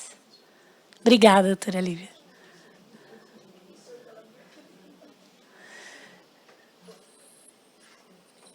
Ok. Então, queria agradecer também a todos os nossos ilustres convidados aqui, agradeço aí pela presença e também pelas apresentações, pelos nossos colegas da Thermo Fisher, falando de que essa é a primeira evento da nossa oncojornada que a gente faz de Nova Science. Vão vir outros, então a gente falando do oncojornada, aí são soluções que transformam a oncologia, então fiquem antenados aí, a gente vai ter mais 2 eventos aí no segundo semestre. E, vamos lá, a gente gostaria muito de ouvir a opinião de vocês, então a gente tem aqui o link com a nossa pesquisa de satisfação, tem o QR Code também. Caso vocês tenham interesse, também tem aqui o link, o QR Code do formulário de cotação, né, para entrar em contato aqui com a gente, com a Thermo Fisher.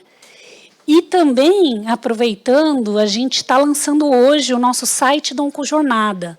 Então, entrem no site, tem várias soluções, todo o nosso portfólio. Então, hoje aqui a gente falou de um pequeno pedaço relacionado à oncologia, mas tem muito mais lá. Então, aproveitem e entrem, tirem suas dúvidas, tem os canais também que a gente pode, vocês podem entrar em contato conosco. E, aproveitando, a gente também está lançando aqui um cupom com 10% de desconto para o nosso e-commerce, o nosso canal de e-commerce. Então, aproveitem aí com 10% em todo o site, tá bom? Com isso, a gente encerra esse evento. Agradeço mais uma vez e boa tarde a todos. Bom dia ainda, né? Obrigada.